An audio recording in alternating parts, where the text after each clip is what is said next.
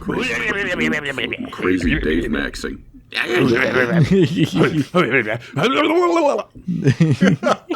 I want to play Plants vs. Zombies. Or you're turning into the gnome wizard.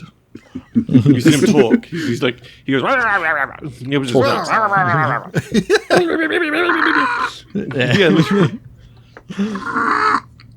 Tom, I hope you're prepared for the amount of fucking bullshit we're going to do like that on the trip coming up. I mean, we had a gnome before he was a gnome. We've always had moots. We just needed to unleash him. I never wanted to unleash my gnomes. You got gnomed! I never wanted this. Someone's got to do an edit. We've got to get Dreadan on to do an edit of that bullshit, man. Right, let's fucking do this. Hi there, and welcome to another episode of the Astartes Anonymous podcast, where today, my wonderful compatrons and I have come together to bring you yet another tier list. Likely our last tier list for a while, as we've been hitting them a little hard lately. However, this is a tier list I have wanted to do for months and months, and I'm thrilled to have an opportunity... You guys have got me thinking about the gnome. The gnome. Singular. The moots. I don't normally mess up the intro. I'm going to try that second one again. However, this is a tier list that I have wanted to do for months and months, and I'm thrilled to have the opportunity to do it with our usual Alex and Aaron, alongside our incredible guest today, Pancreas No Work, aka Colin, who, rumour has it, has a few spicy opinions on the Imperium's dreadnoughts. I do. So I am once again joined by a dangerous driver, the not-flying Dutchman, and Pancreas Kinda Work. I'm your host, Tom, and these are my co-hosts. Hello, I'm Aaron. You can trust me while I'm driving. Nothing wrong with my driving. I don't have any bad habits. Trust me, please. Don't listen to him. Hi, I'm Alex. Super excited to be here. And this is the second time I'm doing a Dreadnought tier list with Colin. I'm super excited to scream at him again. It'll be great. I am Colin, and not only am I also excited to get into a poop-flinging match with Dutch. I think that whoever decided old world metal minis shouldn't be updated to plastic should drown in an ocean of seminal fluid. That's a great way to start a podcast about dreadnoughts. We went off topic and then we went on to... did you say seminal fluid? I did. Yeah. Those are the words I chose. We've gone full circle in the first minute. You can't see me right now, but I'm shaking my head. I'm thinking about nothing but the YouTube censors. The poor guy who's going to have to handle the manual review on this fucking episode just to get rid of that. Fuck them censors, man. Just bleep it out. Please. I feel like it's worth testing. To see if that word goes or not, you know. It's fine. It's a medical term. It's a medical term. This is a medical podcast. I'm gonna put. I shit you not in the tags. I'm gonna put medical podcast, and then we're gonna get away with it. You watch. Well, some poor uni student. So I have a medical degree, so I could. I took 2 semesters of nursing courses, so that's basically. We've got a nurse and a pharmacist on right now. This is basically a perfectly legit medical discussion. Yeah, it's about a fucking uni student doing a doctorate is going to see. Oh, the Astartes Anonymous Dreadnought tier list medical thing pop in on their FYP and be like, what the fuck is this? What rabbit hole have I fallen down? It'll be a test where if they actually take this as serious medical advice, they don't deserve that degree. Right, let's move on to the actual Turing test that is this episode. Oh no, we got to do our models of the week first. So, gentlemen, let's do some models of the week. So, our first model of the week was chosen by me. I don't usually get to choose them, but Alex kindly stepped aside because he noticed that I literally never get to choose the models of the week anymore, and has let me choose one. So, for good reason. The post I've picked out from our Discord today has a couple minis in it.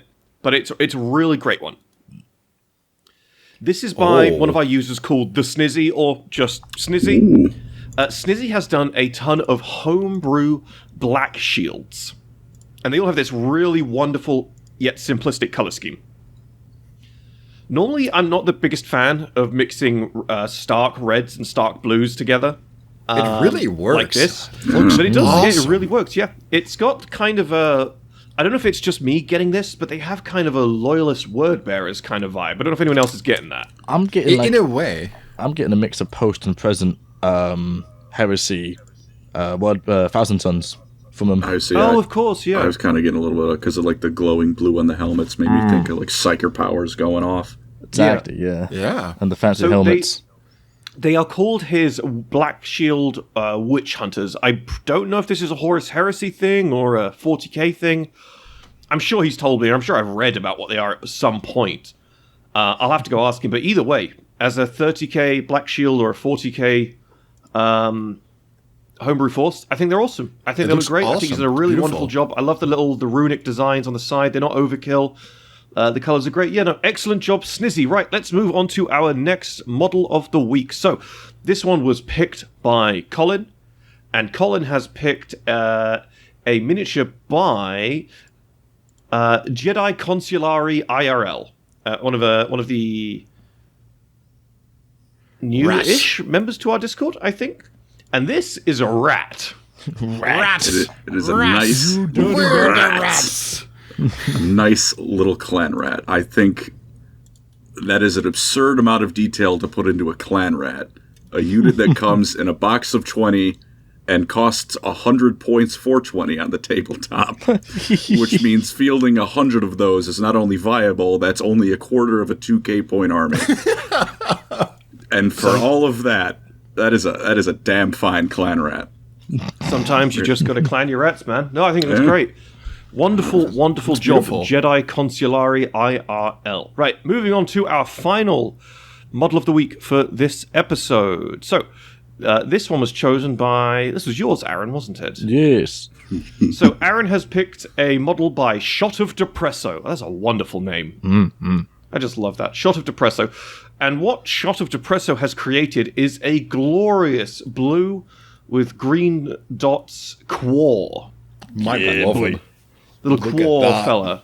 So here. quor has been around for a very long time. If anyone who doesn't know what quor is, I'm going to just give you the footnotes. Quor's been around for a very, very long time, but recently has sort of had a little bit of a resurgence of popularity in response to last week's guest, Mishmash, doing a incredible series of videos on Quor. So I'll put that in the link down below as well. Go check out Mishmash. He's got some great videos on Quor. If you like the aesthetic of these models, go and get some. They're wonderful. They're just cool little guys. They're just so cool little cute. guys. If I ever did a guard army, it'd be made entirely of these fuckos. And if anyone tried to argue that, I would throw a quar at them. Simple as. Yeah, there's still a lot of metal Quor, so you could really do some damage if you wanted to. Ooh. Look, the people who don't accept proxy models, I think, deserve to get beamed over the head with a metal core. I agree completely. True. I have frontal lobotomy by a fucking metal quar. You're not using that brain, you don't need it. You don't need it. Get lobotomized. I really like the like wet and mud on the base as well, and like Yeah. the grass and stuff. And it looks awesome. Sums up the wartime vibe really fucking well. Yeah, it's a good representation. And then your eyes sort of drag up to his face, and he's just adorable again. Oh, Core is Hammer marching boy. to his death in the fields of Flanders.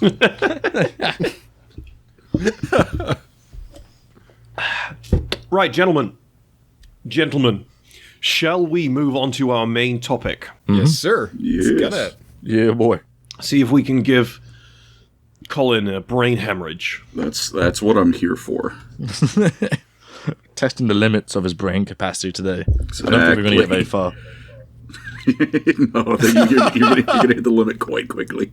So, before us, gentlemen, is today's tier list. Now, there's a few curveballs at the end, but we'll get there when we get there. So, generally speaking, this is all going to be personal opinion. We'll settle this democratically like we always do. I haven't actually put any names in on these tier lists. Should we do that first? Do we have any ideas? Or should we just stick with the S, A, B, C, D? Oh, right. Let's change S to like most venerable or something akin. Yeah. Most venerable. D can be least venerable. Least venerable. Okay. Least Venerable Dreadnought. And the rest are up to you guys. That's my limit. Aaron did the start and the end. I'd like to, since B's right in the middle, I'd like to offer it to be changed to just the Lord of Mid. The Lord of Mid. Lord of Mid. Should we change to Lords of Mid? Because we might have a couple going here. Yeah. Lords of Mid. Lords of Mid. Sounds like the name of like someone's like just out of uni's very first attempt at like a fantasy book series. You can imagine it, the Lords. Did you read the Lords of Mid? Yeah, it's mid as fuck. You named it very aptly. What about the other ones? What do you reckon? Okay, well, see, the problem is brain rot is going to set in very quickly. Yeah. I demand creativity. I wanted to say a good little box, but I realized that might also sound... Hey, no, I like that. I like that a lot. A good little I like your good little box, Dutch. That's it. Yeah, exactly. A good little box, not my beloved. That is a good little box. Should we just do that? A bad little box. A bad little box and a good little box. Yes. Perfect. This is clearly the most scientifically plausible. Once again, medically backed. Yeah. Medically backed. Medically backed by science and medicine. This is as we've discussed a doctor podcast. We're all medically trained. Yes. Yeah, I mean, I've pulled splinters out of my foot before, so I've clearly, I'm basically a battlefield medic. You're basically a surgeon. Dude, I've watched people play Surgeon Simulator. I think I can handle it. Right, gentlemen. All right. The first one. We'll move on to the first one. The first one is none other than the Redemptor Dreadnought. So I put the reason I went to the Redemptor first. Now, this list is fairly randomized, but there are a few that I've put in certain places intentionally. And the main reason I put the Redemptor here is because the Redemptor is very much... if you got into 40k and the Renaissance of 40k, the Redemptor will probably be like the first Dreadnought you'll become acquainted with. Which for the longest time wasn't true, but is almost certainly true now. So, gentlemen, how do we feel about the Redemptor Dreadnought? I do like him. Admittedly. Unpopular opinion, probably, in the greater scene. But I think they have a good midpoint. They're not exactly the best designed Dreadnought, but they're by no means the worst. It's the very bog standard, close range, middle range, jack of all trades. And they do have the same sort of vibe, as far as I'm aware, going for them, with killing the pilot of them, like Leviathans. Yeah, I have a funny feeling that that's going to change, to be fair. Possibly. I feel like GW will want to introduce... will want to introduce venerable Redemptors at some point. Because you know how, like, when they started turning people Primaris, there was this whole thing that it was so hyper-lethal, but then as time went on, it became less hyper-lethal. Yeah. I have a funny feeling that the Redemptor and the Redemptor frame will find much the same catch, that as time goes on, and they'll just become sort of more accustomed to it. Because it is meant to be the new default Dreadnought, right? Yeah. At least from a biased perspective. Personally, I'm not super sold on the aesthetic of the Redemptor. I don't dislike it at all. I remember when these came out, there was all the Titanfall jokes. I don't think it varies too far, but it's definitely, for me personally, it is one of the weaker contenders based on aesthetics. So I think for me, I'd probably put it a little bit lower down. I feel like I might agree. I don't hate it. Like, I don't look at this and, I'm filled with rage. It's just, it strikes very little passion in me. Like, I don't, I look at it and I'm like, yeah, that sure is a box. It runs into the same issue as the Adeptus Mechanicum, like the Adeptus Mechanicus Castellan robots, where it's just kind of cute, and I don't really like that for a Dreadnought. It is because of the round shins, the round shoulder pads. Yeah, it looks a bit cute, it looks a bit chubby, and even though it's a really cool design, like every specific part separately is really cool, from a distance away, it just looks round and cute. Yeah, and I don't see it as a dangerous machine coming for me on the battlefield, like with a box knot, because sharp edges look spooky. Yeah, No, I can get behind that. I think I agree with that logic. Yeah. It's a strange thing you said there, though, how like individual parts on it look good, but when you see the sort of the sum of the whole, it gets round. weaker. Because that's really strange. If you zoom in on the power fist or the chain gun or the plasma gun, it looks great. Amazing. If you zoom in on like the leg joints, they look great. Zoom in on the chassis in the center, it looks great. But as soon as you zoom out and see the whole thing at once, it's like, whoa, yeah, this is a very curvaceous dreadnought. Yeah, you it's know? a very, very round boy. Yeah. Like it's not a very good box. Let's put it that way. This is like the opposite of the phrase "the sum of its parts." Like, you know, like everything comes together to make a greater whole. You're right. All these cool little things came together to make a resoundingly mid thing. Yeah, and it's like, well, this is the thing. I like Pepsi and I like milk, but this is what happens when you put Pepsi in milk. All right, look, Pilk is just a root beer float that isn't that cold.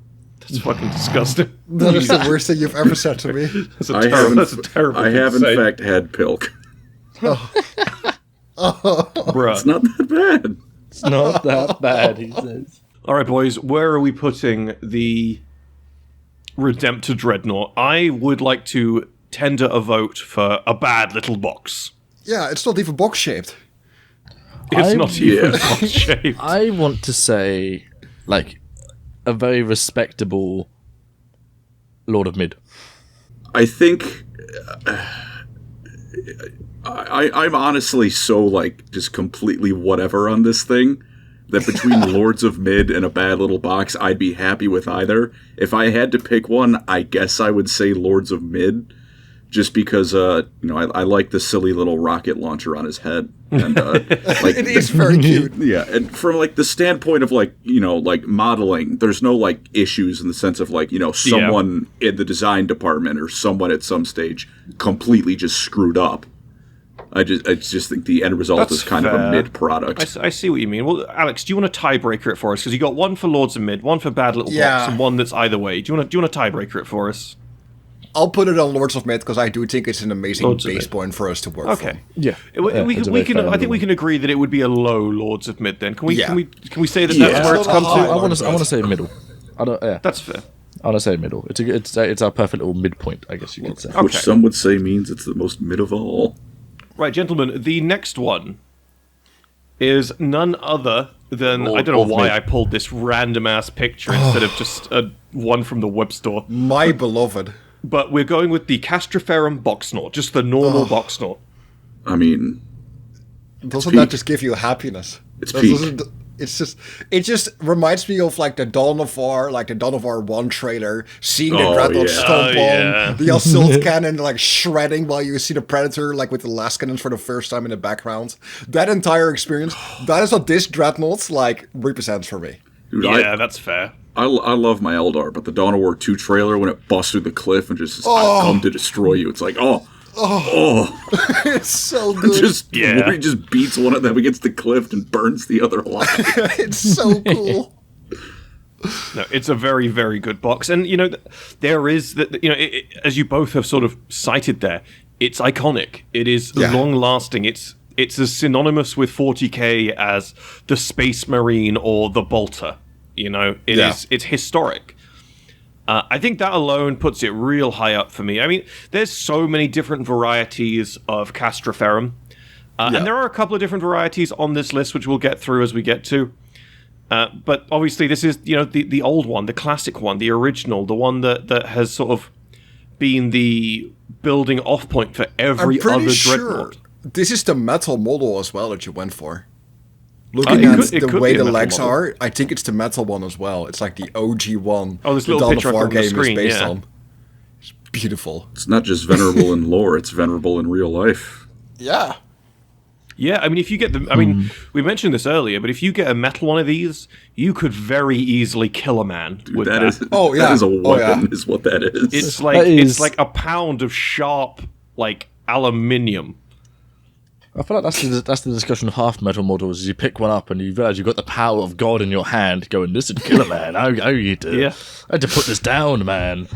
Just feel the power flow through you, and it looks so adorable. And this is the thing, right? There's good cute, and then there's bad cute. You know, there's good cute, like I don't know, like a puppy, and then there's bad cute, like a pug. Yeah. You know, and that's the difference between Boxnaut cute and Redemptor cute. Amen The to that, Redemptor yeah. cute is cute because it's chubby, which is like, we don't really want it to be chubby. This is cute because it's a diddy little death machine. And it's great. It looks dangerous. It looks like it would absolutely destroy anything, and like all the animations with it are amazing. And it's just small, cute little box. I love it. It's deep design. I think one of the things as well about the this particular Boxnaut that is lost on the vast majority of all the other Dreadnought designs is how other and separate the sarcophagus is in this Dreadnought. And I think that that design philosophy is why the Dreadnought is so grimdark. That because with this one of the original Dreadnoughts, the sarcophagus looks so other and attached, and it's like that box in the middle of the box. You know, there's like a mutilated corpse in there, bro. Yeah. I think it's also like the classic line. The war. It's like in the grimdark. Forget promise. The promise is science and technology and all that shit. And I feel like some of the newer Dreadnoughts are like, you say that, and then you have this new and improved, objectively better in pretty much every way, in sense of like, tech into it. Whereas this thing doesn't have knees. You look at this and you think like, from an objective like war point of view, there's about 1 million more effective machines probably out there. This is something that's like, your civilization is rotting from the inside out if you make this in a good way. Yeah, no, 100%.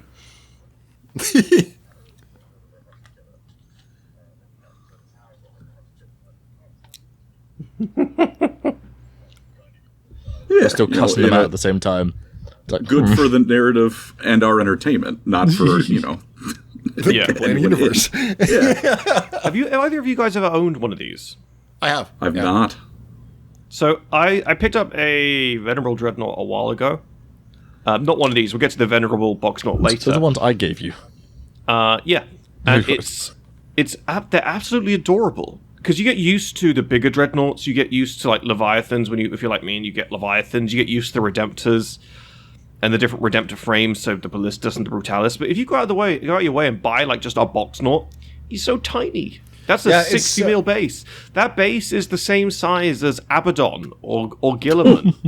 Yeah, that's the thing, right? Because the old metal Dreadnoughts, I remember. So I had the original, that one, and the old Cables one with like the spiky arm, right? And then when the Assault on Black Reach Dreadnought came out, which was like one of the earlier plastic ones, that was like also push fit. It was like a solid like quarter of an inch taller. Yeah, and over time they've just been growing. Because when I got my Leviathan box set and like built the Dreadnought in that thing is massive. Yeah. What? It's like double the size. So a little thing about this little Boxnaut that's not really true of very many of the other Dreadnoughts, and those that it is true of isn't to the same extent as this one, is that the old Boxnaut, or Castoferum Dreadnought, has so many options for customizability. Yeah. Just out the wazoo. So many. So it's not just this iconic piece of 40k history. It's a customizable thing. You can make it your own in so many ways outside of just the paint job. And whilst there are other Dreadnoughts on this list that do have customization, there are none that quite hit the same scope as this. I remember like the 5th edition like codex, like upgrade list that you could buy for that thing. So the entire list of everything you wanted. So cool. Right, gentlemen. Shall we put it in one of the slots? I'm gonna go first. This iconic little bastard has to go in most venerable for me. Maybe not the highest in most venerable for like my own opinion, but it has to go up there. I would have to agree. He's a very venerable box. Yeah, I'll put him on lower most venerable.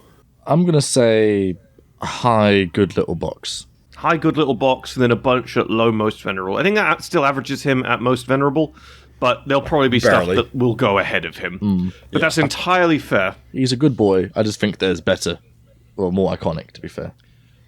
Right, gentlemen, the next one for this list is a wonderful little thing, specifically for the Blood Angels. It is the Furioso Dreadnought. looks awesome. I've always really liked this set. That sure is the same box we just looked at. Here we fucking go, man. Oh god, here we go again. All right, yeah. I don't know what you want from me. These are the same dreadnoughts. The claws on his right hand might be a bit sharper. You are not a different piece of military equipment because you have wings bolted onto the front of your chassis. Yeah, but he's like extra mad. That's not the dreadnought. That's the dude in the dreadnought. When I was putting together this tier list, I didn't even think about when I got the box knot, the one we've just done. I didn't even think about what picture I got, and just ended up with one with two claws. It's the same thing. I think the flamer or the weapon is on the right side. That's a flamer there. That's it. That's a flamer there. Yeah. It's on this dude's left arm, not his right. So they both. There's a flamer there. There's a flamer there. There's a flamer there. There's a. I think there might be a bolter there. Except I thought the Furioso got two flamers. And they both have the fucking smoke launchers on top as well. It's the same thing. It's not even like BattleTech, because in that you can blow their arms off. You can't do that in 40k, so it's the same thing. Oh no, the Furioso has a bolter under his right arm. But Colin, there's a blood angel inside. That you've got me on that one. There is, in fact, I cannot lie, a blood angel in that one. It is fun though, because it is literally the same base as well. You see the skull and the rocks. No. Oh my God. Skull, rocks. Oh my god. How did she do that? It's the power of an upgrade kit, man. Completely different. This is like when a combat patrol comes with, the same units as another Space Marine one, but there's a different upgrade sprue. Yes, this is totally a Dark Angels and not an Ultramarine combat sprue. How can you tell? Well, I think for me, I gotta be honest, I like the Furioso Dreadnought. I like what it represents. I think the idea of a melee box knot is really, really fun. And I think the idea of a melee dreadnought is really, really fun. I don't think the Furioso is GW's best execution of a melee dreadnought. And that's gonna piss a lot of people off, because I know a lot of people, especially Blood Angels fans, for obvious reasons, will live and die by the Furioso being the, at least from an historical or lore point of view or whatever, being like this iconic melee thing. Personally, I find it very, very mid as far as melee dreadnoughts go. And there's not many, so I guess that would put it on the lower side for me, to be honest. Does it look cool? Yes, it does look cool, but Colin has a point. It does look just like a boxknot with wings, and it also has these little... It has these... There you go. It has these little... Yeah, these little buttons on top. Wrist armor plates. Yeah, they have extra armor.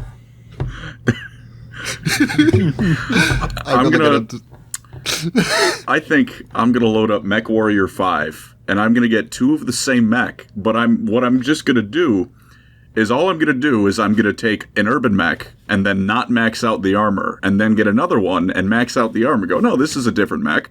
This isn't a second urban mech. These are different. These are different things, because one has I didn't bolt all the plates on it. That is your right. That is your right. You have every power in your being to do so. Doesn't make you correct though now, does it? I choose the special interest. He's getting mad about dreadnoughts. It's my problem. I get to pick the solution. All right, Colin, where would you put the Furioso? I throw him in a bad little box. Let him rot. Damn! That's quite funny, because I thought I was being a lot more generous to him, but in my head I would still end up putting him there, to be fair, because I'm sort of, in my mind, I'm comparing him to the other melee dreadnoughts, and so to me, he still would end up in a bad little box. I'll throw him like super low Lords of Mid, behind Redemptor Lords of Mid. I agree with Alex on that one. Yeah. So you got one for super low Lords of Mid, another for super low Lords of Mid, and then 2 others for bad little box. I think because you guys have both gone super low Lords of Mid, I feel comfortable putting him at high bad little box. That's fair. That's fair. Sure. Yeah, I've fought plenty of I'm okay with these that. things before. They're fuckers, so yeah. No. Serves them right. That's an acceptable way to rank something. If it beats you and makes you angry, it sucks. You're better at the game than me, therefore you're bad. I don't make the rules, man. All right? I don't make the rules. I don't make the. You just suck and are hacking. Every That's a board COD game. lobby Wow. ever, bro. Right, moving on to the... So this has a name beginning with F, but it is essentially a proto-dreadnought. Its name is something like Funnybus or some shit like that. I forgot what I his name is. genuinely I can't have remember two what of this- these. I have It's two a- of these. They're awesome. I know you do. You've shown Yeah. me. It's a proto dreadnought. This is actually a 3D print. I couldn't get any pictures that weren't fucking deep fried of the original proto dreadnought models. Yeah. So I went, fuck yeah, I'm just going to use a 3D print one. It's basically the same. It just looks a bit nicer. I think for a visual on the screen as well, using this works better.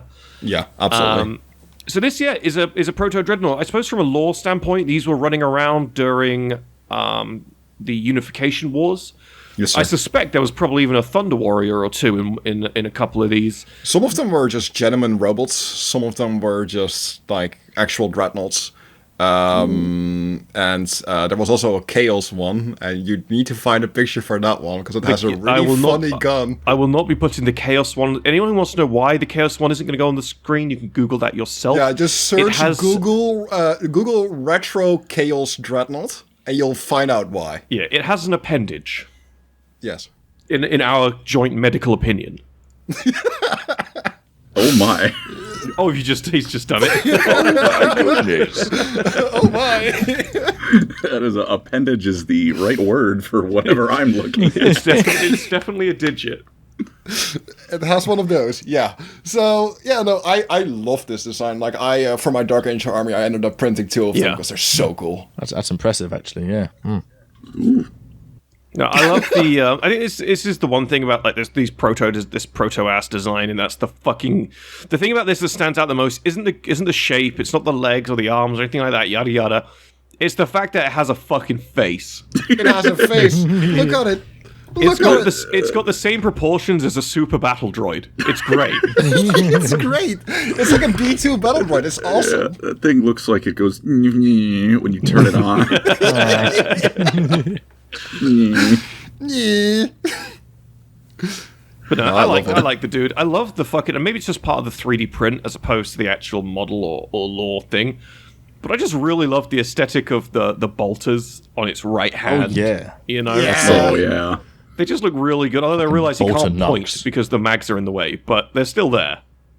I think he Also, does the- fun fact: on the top, you will see the little like bolting. There is a latch on it, so they actually like in lore, like you can open it up on the top. So some of them are just yeah. pilotable as well. Yeah, because I think that was like at this point, like Eldar dreadnoughts weren't ghosts in a machine. Like it was the same thing. They the just big drive bulb was one a of these bad cockpit. boys. Do you think this guy does the Final Fantasy thing with a gunblade, where before he punches someone, he'll just time a shot beforehand? Probably. Yeah, no, I love this design. I like this I guy. think this Yeah. is for me a good little box. I'd have to agree. It's a piece of history. And again, I'm really sorry for not getting the picture, but you can search it yourself when you search up the Chaos one at your own peril. Just I think put it's it on a screen wonderful for like little thing. one frame, Tom. You'll get away with it. Trust me. Yeah, sure. No, I think for me, I feel like this is a very a good little box. I am Personally. inclined to agree with that very much. So yeah. Yeah, I agree. Yeah.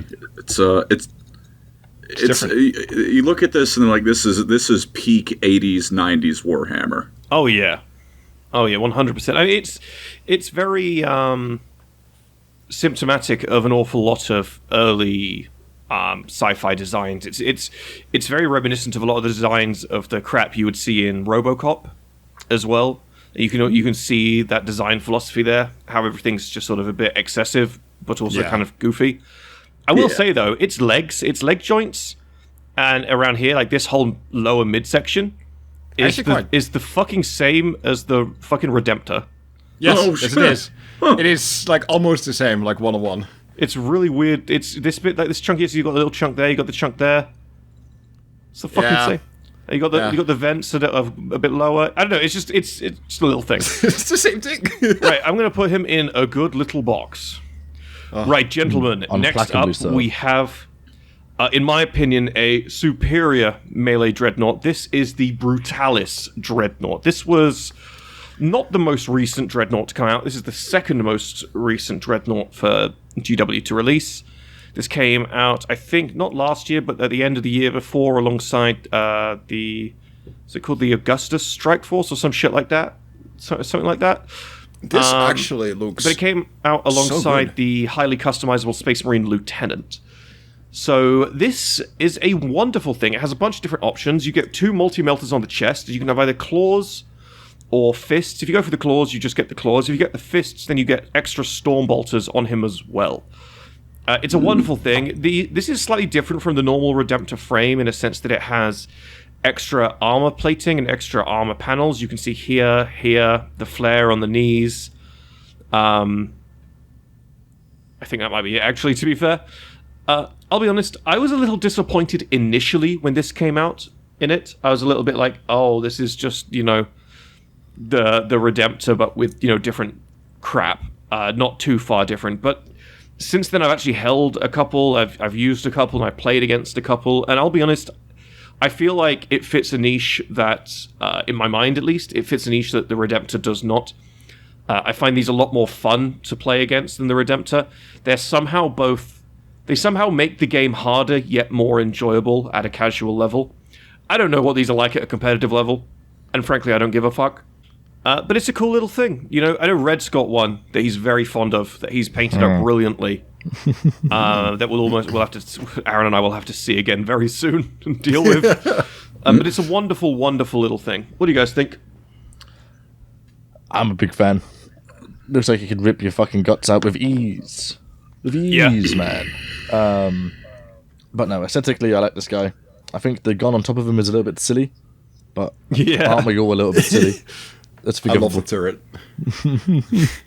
So yeah, I think a good little box is a good spot for this guy, because he's clearly just better than the previous Redemptor as well in every form known to man. He's more fun, and you compare him to the fucking Furioso, bruh, he looks real dinky compared to that. I'm sorry, but this is the can we get McDonald's? No, we have McDonald's at home. It's this. Here's the real McDonald's. Yeah. I might need to be the dissenting opinion. I'm not a fan. Go on. For the same reasons I wasn't a fan of the other one. I like looking at Imperial stuff, and one of the first things you think is, this is so inefficient and awful. This thing has knees. You know what the Boxonaut doesn't have? Knees, because it's by all accounts a piece of shit. But this is pure me being neurotic about narrative stuff. As a model, I do think it looks pretty sick. I do like it. Hey, no, it's your right to have your opinion be informed by whatever. Yeah. It's just I think the narrative, the first books I was reading, no science, no technology, everything's backwards. And then, which is a bit of a Primaris problem in general, I guess, where it's also objective improvement across the board, or everything we had. It's well, I think you forgot your mission statement, GW.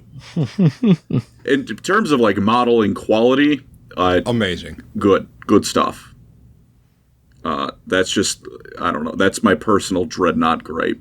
I guess I could say that about a lot of things. The coming out for Imperial stuff though across the board. Yeah, kind of goes a bit against theming. I don't know. I'd say Lord of Mid above the last one. Yeah, well, I think you touched upon a very real thing there, and that is just a problem with Primaris in general. A lot of people like Primaris. I like Primaris and all the other Primaris stuff, but you are correct. There is an objective reality that Primaris has stepped away from the brutally functional Gregorian monk aesthetic quite heavily, and that's a sad thing. That's a sad thing. I can like it and still acknowledge that that's bad. I don't think that you have to be one of those people who has to shit on Primaris to agree with that. Oh yeah, I mean, Primaris too. I think just like Oh no, absolutely. I'm not referencing you. I'm not talking about you, but we've all met people like that, right? We've all met hobbyists who are like, you know. And don't get me wrong. I agree with a lot of these talking points. Absolutely, I agree with a lot of the negative talking points. But I'm a kit basher and a modeler first and foremost, which is why for me I wouldn't put this so far down the list, because I'm the kind of person who will think about how much fun I'm going to have with the model, how much fun I'm going to have building it, painting it, kit bashing it, working on it, and that comes 10 or 11 layers in my mind before the lore does. Now, that's not the case with everything 40k. A lot of 40k lore things are like big priorities to me, but I feel like Dreadnoughts are very complementary to Space Marines, and there's other Space Marine lore points that I will look to for that lore satisfaction outside of what makes a Dreadnought tick. But I totally see where you're coming from, 100%. Right, gentlemen, shall we vote on this thing? Colin, would you like to chuck yours in first?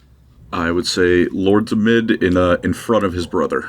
And Lords of Mid in front of his brother. Alex?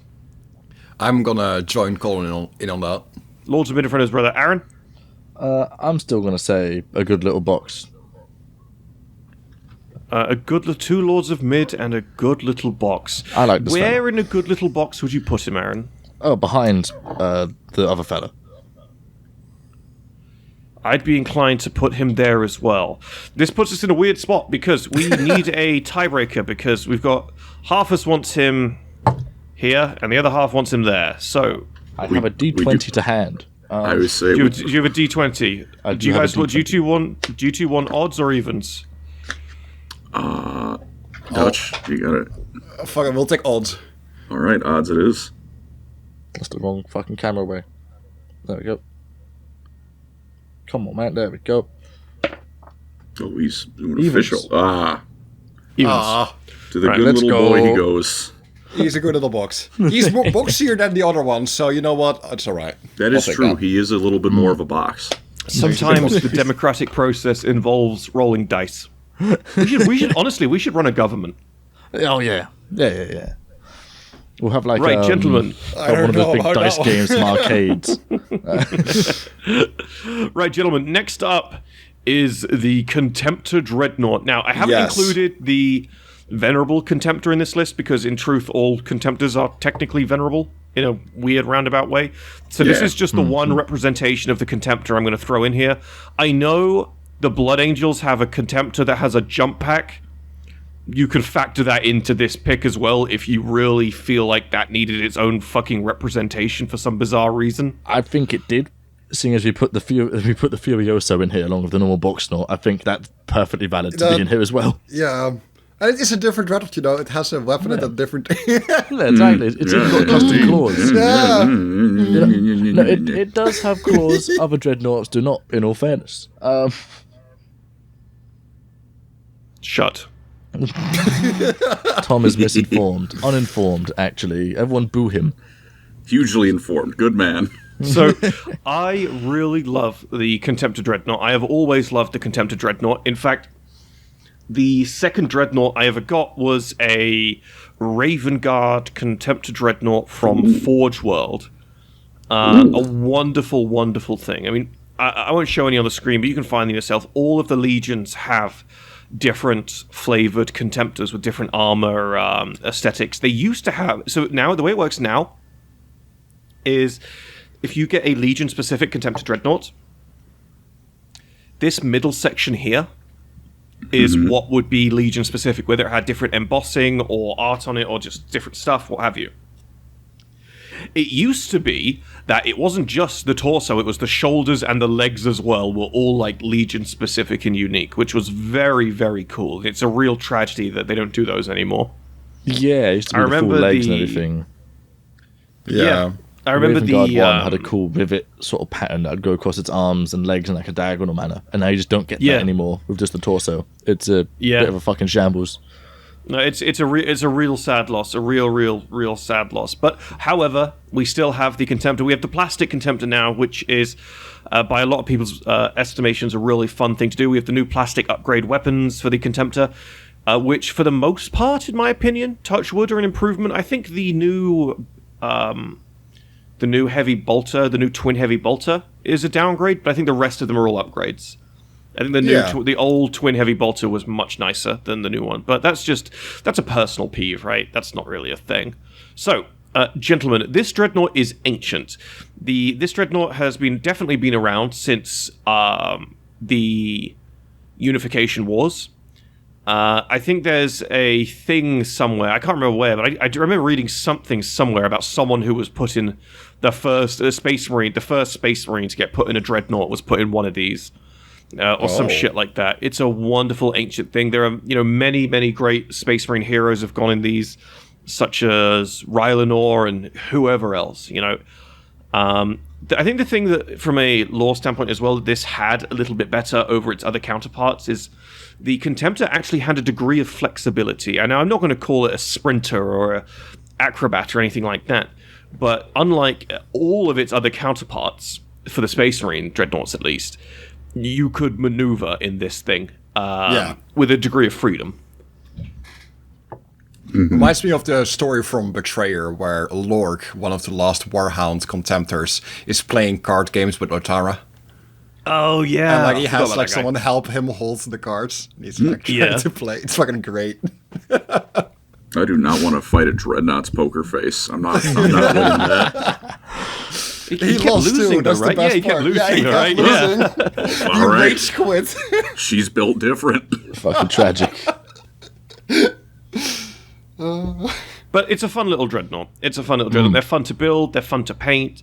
The design is really classic. The actual design of this is really old as well in terms of IRL age. There's some super, super old Space Marine artwork of the Contemptor pattern from long, long, long ago. So it's not just a recent one like a lot of the others are, Obviously, Contemptors, when I got into the hobby, were the main face of it. I wasn't as... the fucking box knots weren't as prominent as they were when I got into it. So I'm used to seeing this guy plastered everywhere, rather than fucking Fungus McGee and most venerable right now. So I don't find this guy very highly. I mean, you joined during 8th edition, and then obviously there was, all 9th edition, and 8th and 9th edition had this fun thing, whereas if you were playing Space Marines, not even competitively, but even casually, your army always wanted at least one of these, because the amount of work just one of these could do in the game was utterly immense. Oh yeah. Back when I started, Primaris had 2 wounds, and Firstborns only had 1 wound, which was fucking wild. The dark times. But the dark times were after they gave Tactical Marines 2 wounds, but for some bizarre reason left Chaos Space Marines with 1 wound. Yeah, right. Oh, yeah. Forgot about that. Yep. Everyone forgot about that for good reason. But this guy is like a gentle father figure in my mind. I see him, and that's what I want to be when I grow up. So I'm going to rate this guy most venerable, personally. He's very up there. Ahead of the other guy. I don't know if I'd agree with I want to be like him when I grow up. I'd like to have higher ambitions than Corpse Pilot. I said not exactly. Right? But I would agree most venerable, but I would not put him ahead of the Box Knot. The Box Knot is, I love him. Tom? Sorry, I'm spilling my beer again. I poured it too quickly and it's bubbling over. Can't help. Again? Fucking idiot, man. I think. Do I want to get yelled at? That's what you're here for, man. That's the only reason we got you on. That's fair enough. Respectable. All right, it's down. We're good. I might actually put him below the Proto Dreadnought in Good Little Box. Really? See, this is which is funny because I always yell, like everyone else in Lore Crimes, that I think the tabletop takes complete precedence over everything in lore. But the flip of that is I like when the tabletop reflects the lore. And I look at this, and my first thought is like, this is emblematic of GW getting rid of goofy Warhammer. Like, the Dawn of War, where it's just, just screaming and constant yelling. This is what I think when, like, this is the the ancient, the venerable thing, and then it's 50 pages of a space marine sniffing his own fart because it's just sort of full of himself. So again,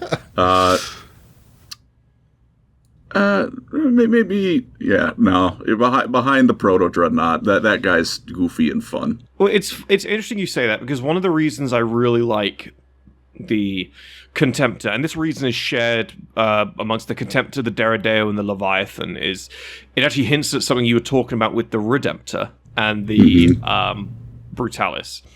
And that's that with 40k, it's always been, for as long as we can all remember, it's always been, technology is backwards, like you said. And obviously the transition to Primaris has changed that, where technology has improved drastically, and we get the Titanfall comparisons, yada yada yada. But the great thing that the Contemptor, Leviathan, and Deredeo have, and one of the things that I love about them so much, is they show you what the Imperium had when the Imperium had that good technology. This is what good technology in the Imperium should look like, from a design and aesthetic philosophy. Yeah. And that's something that the Redemptor and the other Redemptor frames don't really share, because they look even more grandiose and military than even this does. But this is meant to be the peak of what they can do. So I don't know. I feel like I might just be shitting on the Redemptor more than actually building up the Contemptor right now. But I like that. I like that about what it stands for. It stands for what a Dreadnought looks like if it's been done, not with a car battery and a hope, Yeah. So my thing with this is, right, so I think out of all of us, when it comes to the modeling side, I've been in here like maybe the longest. Where I think so.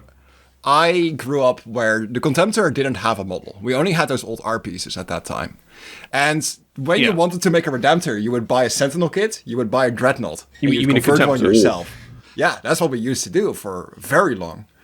And so one half of me wants to put it in most venerable, because I remember it coming out and being so happy. We finally now had an official model for the Contemptor that we've all been converting in like the bolter and chainsword form for like 10 years at that point.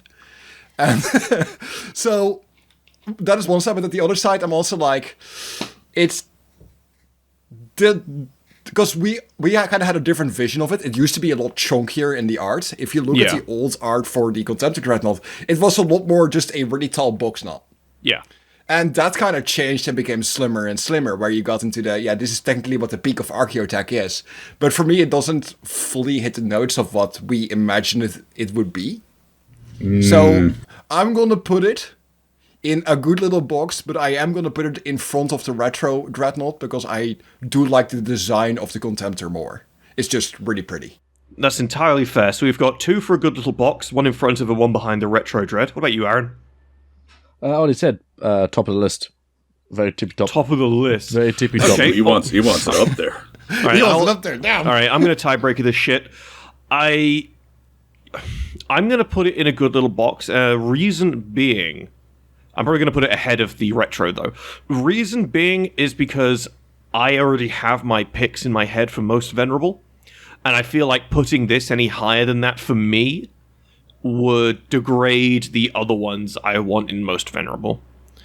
I can entirely see all of your points. I get all of them. We can all agree it's a great fucking Dreadnought. Yeah. Oh, yeah. It's beautiful. It's a banger. It's absolutely amazing. It just may not be right at the top. So with that, I think that's going to average out at the top of a good little box. That's fair. That's fair. So, gentlemen, next up, we have none other than the Gun Dread himself, or one of them, the Deredeo Dreadnought.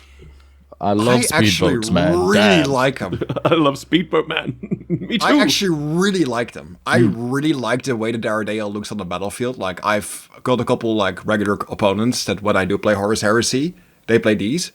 It looks really like scary. I love how ridiculous this is.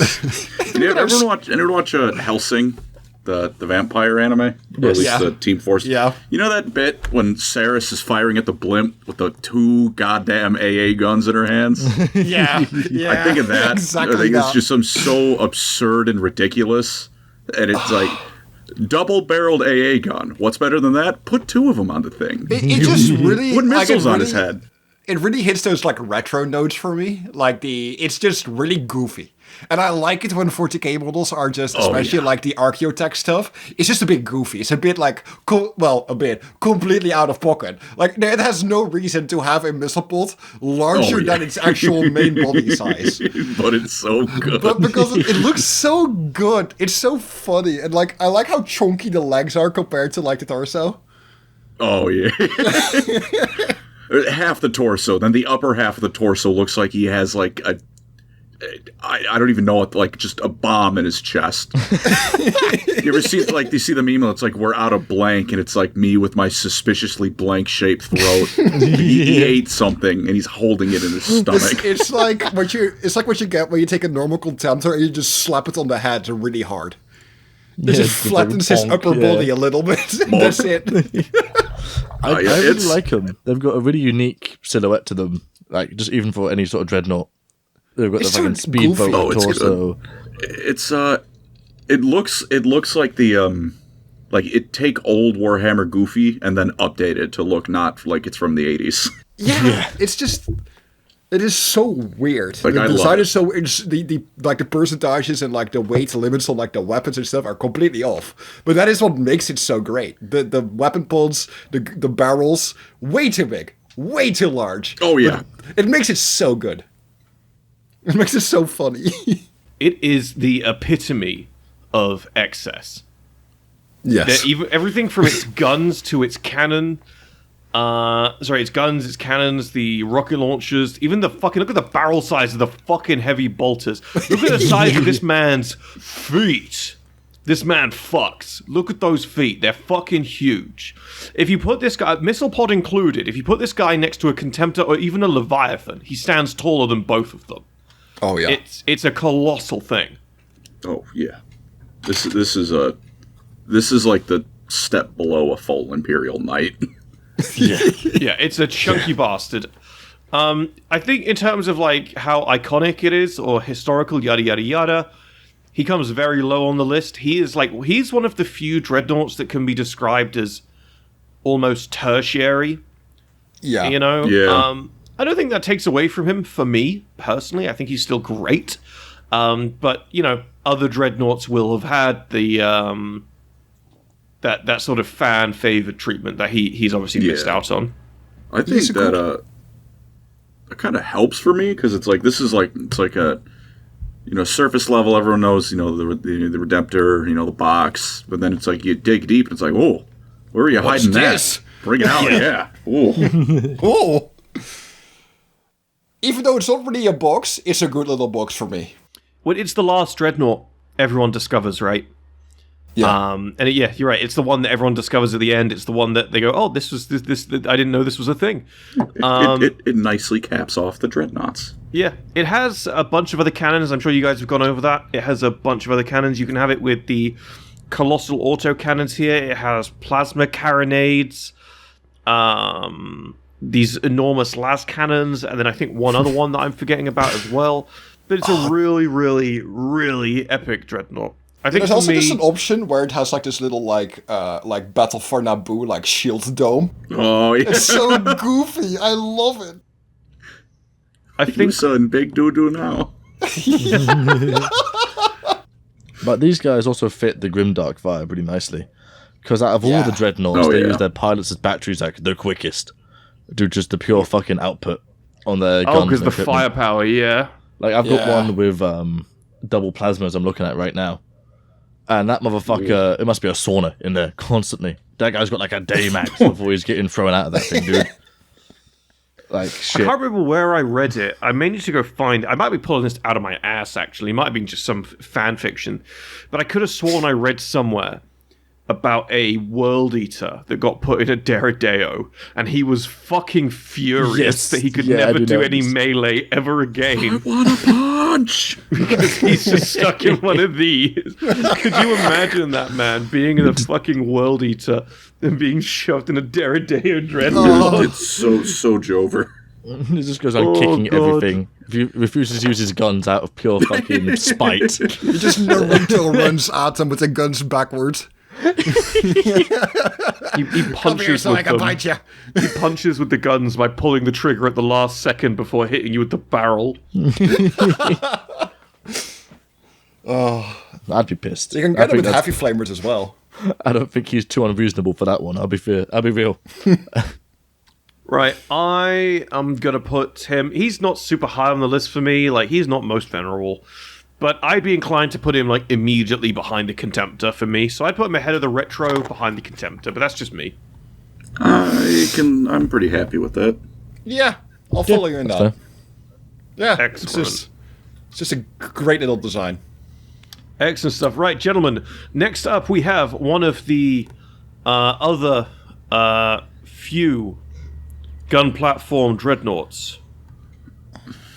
And that is the Ballistus Dreadnought, the most recent dreadnought at the time of recording this video.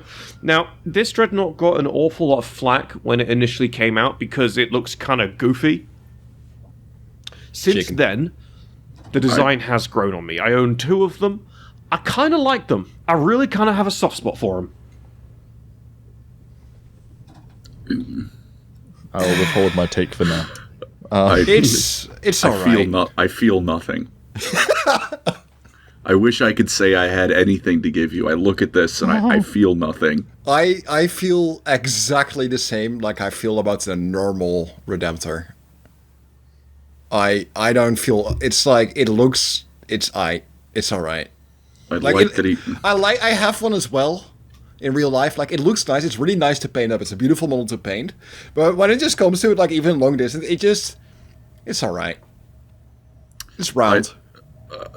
I think that I look at this and I get the same feeling I do when I look at someone in Age of Sigmar with a Fire Slayer's army, where it's 500 different flavors of slightly different naked dwarf. I think if someone put all the dreadnoughts in front of me, I would look at that one and go, yeah, that sure is another dreadnought. That sure is another one. Yeah, okay, I feel like I'm on the back foot trying to defend this bastard now. You are right. He is very generic Dreadnought number 7.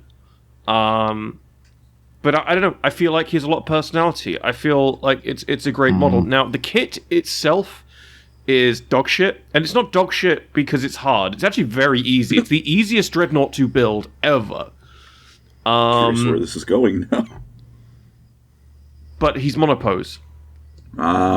He's monopose, and anytime you want another one of these guys, unless you're prepared to do some soaring and some fucking, you're gonna have him stood on that fucking obnoxious rock on the left there. And that's the crazy thing about, I bring it back, about the Ballistus and the Redemptor. Both of them are hyper posable. They are so overwhelmingly posable. You can pose them in any which way you want. But if you try to pose the Ballistus as it is right now, as a monopose kit, with no announcement of ever having a free pose or non-monopose kit, you're up shit creek.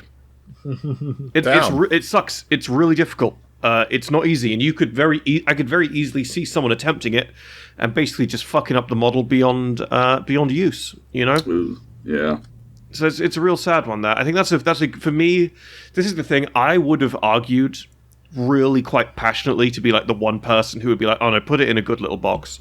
But sadly, that lack of freedom really brings it down to low mid for me. Especially when its Redemptor pattern brothers have that. Like, that's the one thing the Redemptors have, that freedom of posing, and the Ballistus just doesn't get it. Yeah, I'm gonna say least venerable. I just don't like these fucking things. Compared to the other 2, it's a wet wipe. Damn. Like, you look at the Redemptor, cool, big fist, plasma, varying options for like cannons, etc., sort of thing, underhand weapon. You've got your Brutalis, again, more weapon options, optional weapon on top, carapace, etc. And then you got this fucking thing. And its stats, boring, vanilla, unchangeable. It gets better at shooting monsters. Cool. It doesn't even do that well. Tom, you're right. We've both seen your Krungus McBungus. What's he called? This is fun. Let me tell the guys this story. So game of Space Marines versus Tyranids, right? I brought 2 Ballistus Dreadnoughts. Okay. And 1 Boxnaut with a las cannon. Ramses, that's his name. Fucking Ramses. His name is Ramses. Ramses, the Boxnaut with a las cannon, performed better than both of the Ballistuses combined. It was insane. He had no right to, but he did. And this is for 2 games in a row. Also. Yes. What? Yeah, 2 games in a row. What? The same thing. Mathematically impossible. Happened anyway. These things are overhyped, overrated, overcosted. Shithouse of a model. Shithouse of a fucking unit on game. Get him in least venerable. Bottom of the fucking rung. No posing. No options. No bitches. No bitches. No bitches. Honestly. No medical degree. Shaking my You head. have convinced me to put him in least venerable. You've made me a hater. Tell me. We got 2 for I do least my venerable. best, man. Colin, where are you putting him? I think I might have an arguably even worse verdict, which is even after your defense and that passionate rant, I still look at it and feel absolutely nothing. It can't even inspire hate. The astounding indifference. It's like, All right, I wish I could say I had a feeling looking at it. I'm not gonna compete against the Democratic vote. That's three of you guys put him down I'm here. So sorry. down here he goes. All right, fair enough. I wish I would be like, yeah, put him down there, because then I would have felt an emotion. All right, fuck you guys. Right, moving on to the next one. We have the Venerable Castraferum. Now, I know that there's the argument this is the same thing, but no, it's not. This thing has so many more customization options. This is like the Venerable Castraferum takes everything that was great about the Boxnaut and makes it better. It's literally called the Venerable Dreadnought. Like, it's one of the most fun kits to buy and to build and to use. They are not terrible in game if you're playing casually. If you're playing competitively, obviously, don't buy one. We just had this conversation, man. I know, but we're having it again. But it's such a wonderful, wonderful little fella. If you're using Legends rules, it gets really funny real fast, because you can do tons of these with Legends rules. And they're beautiful. I really like the front panels, like just the way they look. There is so many different ways to build one of these guys. There is so many different kinds of panel. There's like 4 different front panel variations, 3 different leg variations. Even in the default kit, comes with like 3 or 4 different guns, and it comes with 2 different kinds of fist as well. It's always a power fist, but it's like, oh, do you want a power fist that looks like a fist, or do you want a power fist that looks like a grippy? You can have either. Same It's with a the Contemptor, really, the claw really or amazing fist. kit. It gives you a fucking spotlight, for Christ's sakes. That's true. I did. Oh yeah, I like the helmet on the mech. That's very funny. Yeah, he's just chilling in there, bro. He's just chilling. Chilling. Vibing. He's having a good time. Poking out of a ball great pit. time. And the fun thing as well, like from a lore perspective as well, the Venerable Dreadnoughts are always the chapter's ancient council, right? Mm-hmm. None of the other Dreadnoughts really boast that, except for a very rare Contemptor.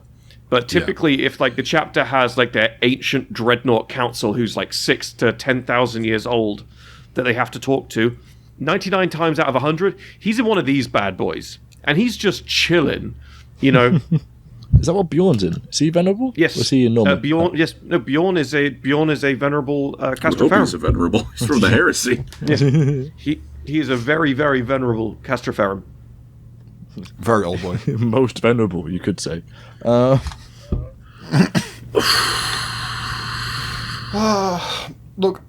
I do really like it. I would put it in most venerable, but behind the normal Dreadnought.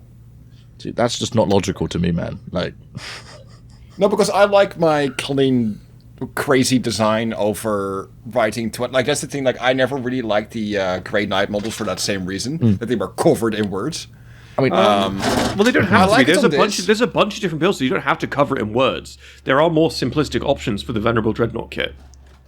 Then it would just be on the same level, like exactly the same as the normal Dreadnought. as we are a scientifically accurate podcast, yes, Yes, Yes, we can yes. all agree. Yeah, Yes, yeah, of yeah, course, yeah. of course. I think it is only fair that we put the Venerable Dreadnought in front of the non-Venerable Dreadnought in the most venerable category. Just by rule of thumb, honestly, for me. Well, I think the logic for me is like, you know, if you play Call of Duty 4, it's a great game. Yeah. You know, it's 2008. You know, you're sat in your father's living room, you're playing the game. Hopefully you're not being beaten, but I'm not your dad. Probably learning all sorts of new colorful words. Oh, yeah. This is online You know. old Call of Duty. But then fast forward to 2010, Modern Warfare 2's out. Holy shit. Now, don't get me wrong, Call of Duty 4, that game was amazing. It's not better than Modern Warfare 2, though. So for that logic, I would be inclined to also put it ahead of the Dreadnought, because it is literally everything the normal Dreadnought does, but better. The only reason I disagree is personal taste. I like it helmetless more than I like it with the There is an mech option helmet. in this kit to have it in the normal sarcophagus. In that case, never mind. Put them up there. Fine. Yes. Fine. I'll concede. Democracy. I'm happy about it. Manifest. Was there a metal version of it? Because that's the deal breaker here. Because if I lose my match, I need to know if I can lob it at someone. There is a metal version of it, yes. The original Venerable Okay, Dreadnought yeah, it's the was best in then. metal. It didn't actually look like this. The original Metal Venerable Dread actually looked a lot more detailed and was actually a bit bigger in a weird roundabout way. It had wings on its torso, big golden wings. It was a very cool model. Oh, you know what? Sure. Fine. I'll concede. Good man. I knew you'd crumble. Right, gentlemen, I have to find the name of the Custodes Dreadnought. I cannot remember what Gladius? it's called, but is it the Gladius? I think so. Yes. me check. So this next one is both. I've got a picture of the Galatus. Galatus? Yes, Galatus. Yeah, I've just googled it, but it's also the Achilles as well. This will count for the Galatus and the Achilles because it is literally the same dreadnought. Oh. So the Galatus is the sword and shield one. The Achilles is the one that has a spear. Uh-huh. So this is one of two Custodes Dreadnoughts on this list. Now, we know how I said the Contemptor Dreadnought is like more agile, but it's by no means a sprinter or an acrobat. This one kind of is. This Dreadnought is... this Dreadnought and the next one, but this Dreadnought is really sort of symptomatic of the differences between Space Marines and Custodes. Every single one of these Dreadnoughts, of both the Galatus and Achilles, will have taken several hundred years to make, and will have required the most incredible artisans in the galaxy, all working together. It is an astoundingly amazing thing. It is so overwhelmingly Custodes, like 2015, 2016 sort of Custodes coded when the Custodes model range started, that it's not really recognizable now anymore as what modern Custodes look like at all. It's from this really tiny period in time where GW had an idea of what the vibe of Custodes was. That existed for like 2 or 3 years and never existed ever again once they started coming out in as a 40k army. So it's a really wonderful look into like the first idea of Custodes models and how Custodes heavy weaponry, heavy weapons platforms might look as well. But if you forget about that for a second and actually look at the model, that sword, I don't know if you guys have noticed it, but that sword has a fucking incinerator built into it as well. It does. Oh. It's a wonderful thing. It's a wonderful thing. So it can stab someone and then just instantly fry them. Yeah. Wow. The amount of people I've seen who've painted these up and just painted the blade set ablaze with red hot metal, a sort of reference to that is plentiful. Oh, it's so cool. But it's a wonderful thing, and if you like Custodes, you almost certainly like these. I don't know if these are still in 40k. I don't know if they're any good in 40k in 10th edition. I know in 8th and 9th edition, they absolutely were. They were really good. I don't know if that's still the case anymore. Which is sad, because, you know, They were amazing, and they look amazing. And again, I find that little bit of history to me, I find that very interesting, that there was this 2 or 3 year period where Custodes had a very specific vibe, and that vibe doesn't really exist anymore, and hasn't for years now. It was the same for the Aquilon Custodes Terminators. This thing as well. People think of Custodes Terminators, they think of the... I can't even remember what they're called, but the current plastic... Alaris, yeah. They think of the Alaris. A lot of people don't even know the Custodes have a second pattern of Terminator called Aquilon Terminators.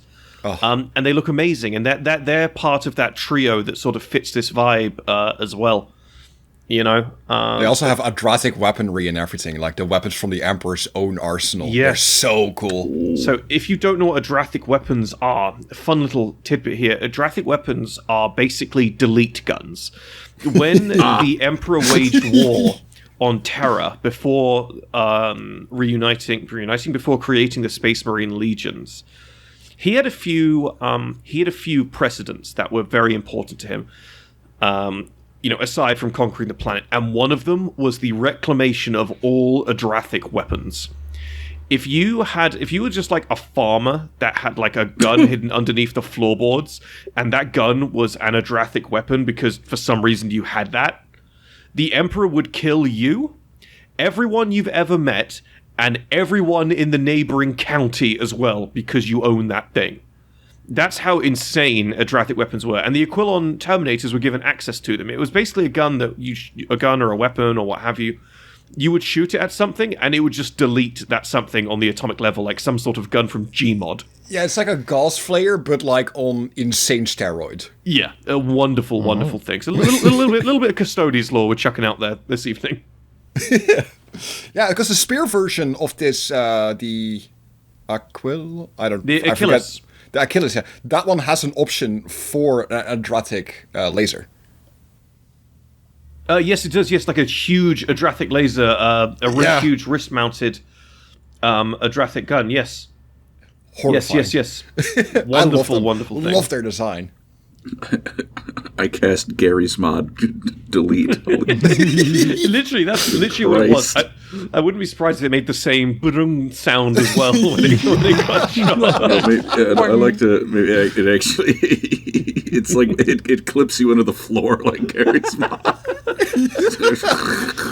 It's the T-pose gun. But no, the Galatus and the Achilles, incredible dreadnoughts. Forgetting the weapons and the lore, yada yada. It's a fucking fashion statement. Look at it. Yeah, look at that thing.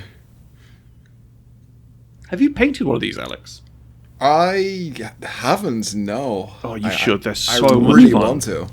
They're so good. They're so good. This one just screams to me like, how Red will sometimes go USA, USA. This one just goes, fuck yeah, Imperium, let's go boys, fuck yeah. Like there's all the eagles over it, it's like, raw, Imperium. I love it. It looks so cool. I think this to me, much like the other Custodes Dreadnought, is like, in my mind, it's just it encapsulates everything great about the Custodes. It's so unabashedly better than everything else, whilst also being so unabashedly imperial. It looks like an Archaeotech device, right? Like yes, compared it does, to everything else, this one looks the most like it would actually be made by the Men of Iron or like the Men of Gold. This looks like a Man of Gold. Like this is what I imagine it. This came from an STC. Yeah, like directly. Almost definitely. I think it also helps. It's a Custodes model, right? So it's probably, amongst all the dreadnoughts, a little bit newcomer friendlier. Just drown it in gold and null oil. There you go. Oh, from a painting standpoint, you just get away with that shit. Yeah, 100%.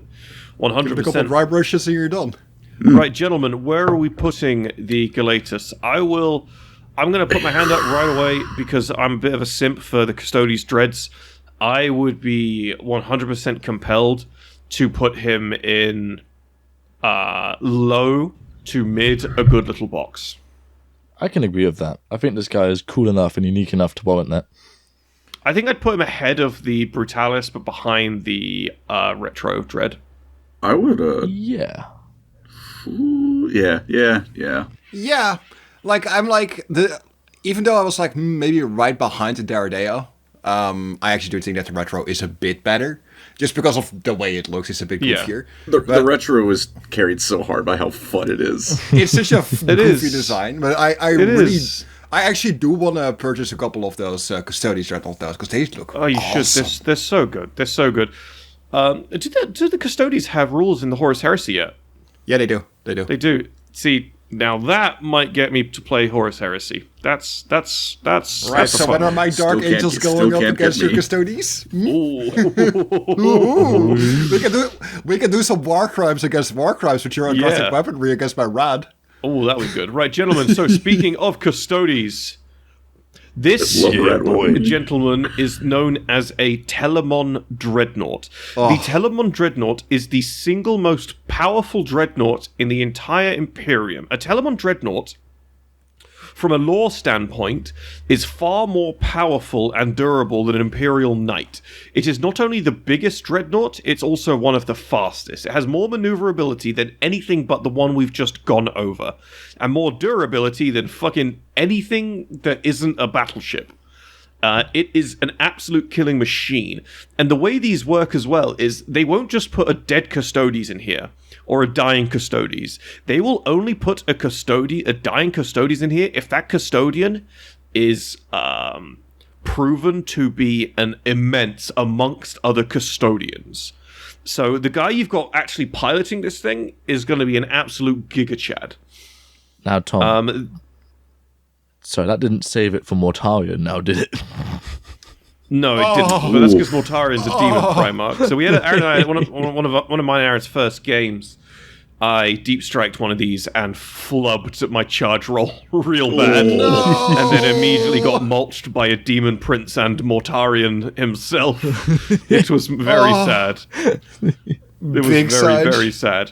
What was his name? It was Brother something, wasn't it? It was That's Kerchak. Kerchak, the fucking gorilla. Like, yeah, like right. the gorilla from Tarzan, because I gave him double fists. Hell yeah. Bunga bunga. So one of the things that's true about this as well, to show you how venerable and how amazing the people inside them are, during the events of Cygnus Prime, there was a custodian that got essentially poisoned by a warp entity, and that custodian, and this was during the Horus Heresy, that custodian was basically melted from the inside out with all his flesh and everything just falling off. And whilst he was turning into a pile of mush, this custodian continued to fight as basically this pile of mush for like a week straight, non-stop. And they put him in a stasis after winning. They put him in a stasis thing, took him back to Terra, and they were like, "Yeah, he needs to go in the Telemon. They need this one custodian in the Telemon because it's like that's how incredible and how powerful of a custodian you have to be put in one of these. You need to be an absolute sort of, I guess what I'm just trying to express is that on the battlefield, a Telemon trumps fucking everything, except Mortarion apparently. But they look amazing as well. They have this heft to them. They're unlike so if I just go back a little bit to the Galatus, unlike the Galatus, there is a simplicity to the Telemon. There is this, and it's these huge shoulder plates, right? There's this visual simplicity to the Telemon that makes it a very all-consuming entity. That when it shows up, everything else is going to obviously, pay heed to it. It's not a thing you can just ignore. It looks like it just looks so sleek and stuff. It's like in Titanfall 2, like even though we don't really like bringing up Titanfall for these kind of things, it's like the first time you see a Titan jump down, you see that explosion, you see it stand up, you see its shape come at you. You're like, whoa. You're like, oh god. Yeah, the you're Telemon right. does exactly that. It, like at all times when you look at it, it is so imposing. Yeah, I remember falling in love with it the very first time I saw one. It was insane.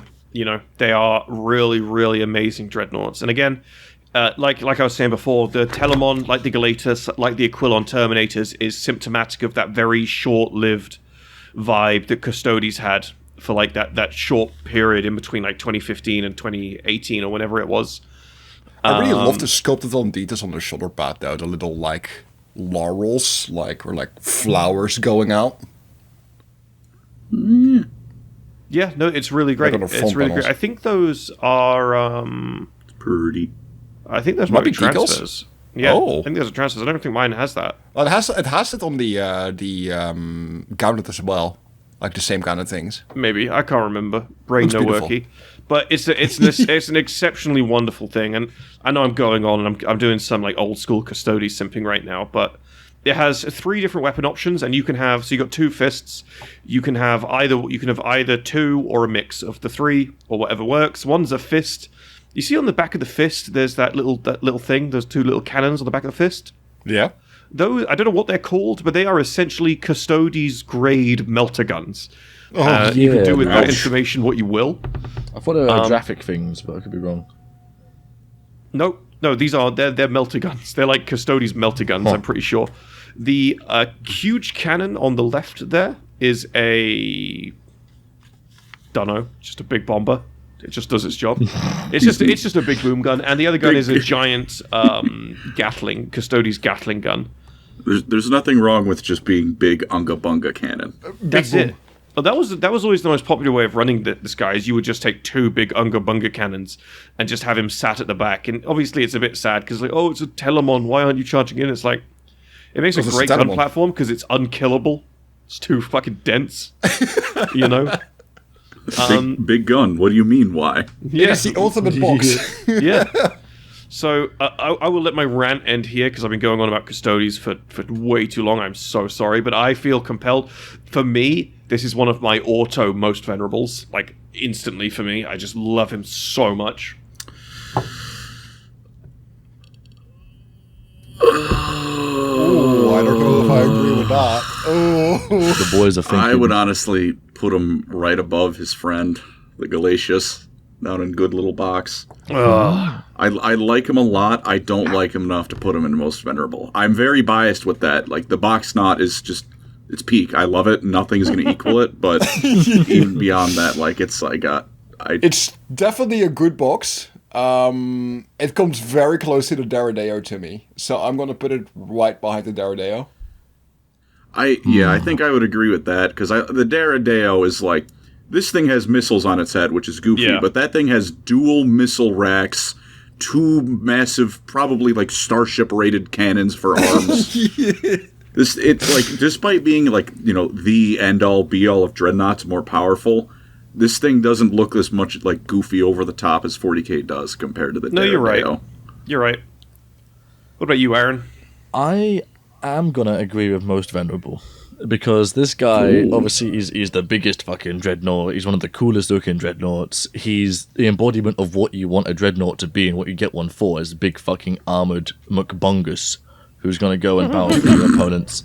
He's one of the only models holding the Custodes model range actually together, because it's hanging by a fucking thread nowadays, compared to the old Forge World range it used to have. It's just really fucking cool. Has a bunch of options customability-wise, mobility-wise, actually posing-wise as well. It's one of the most dynamic dreadnoughts you can get, just period. He's very, very fun to pose. It has so much range just for accessibility, customizability. So yeah, I'm going to go most venerable as well. So I think he's cool. I'm willing to concede to like a high before you decide, before we make a final decision. Can I show you guys my one? Yeah, I'll show you guys my one. Sure.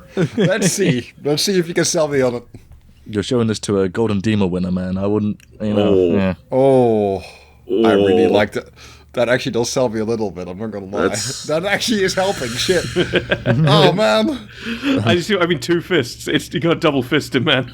It's also the base. Seeing him in a different pose than the normal pose you always see him in. Well, I knew I wanted a wide stance when I did him. You know, I knew I wanted him to be a wide wah. He's doing the fucking SpongeBob Ooga Booga stance. And it makes me so happy. I actually really like him. That may have actually sold me a bit on. Damn, that is nice. That looks really good. Okay, for that, I'll concede to a high good little box. These are word bearers in the ice, by the way. These are little dead word bearers down here. Oh, he looks so cool. For the unbelievably sexy paint job you've presented to me, I will concede, top a good little box. In good conscience, I can't put myself I can't put him in most venerable for my own personal vote. But goddamn. That is a really good pick, Joe. All right, so we've got I might two put low the most D20 out again venerable, for this one. 2 most venerable, and 2 for high good little box. Do you gentlemen want odds or evens? You want to stick with the odds? Maybe Let's they'll stick with carry the us odds. this time? Let's All get it.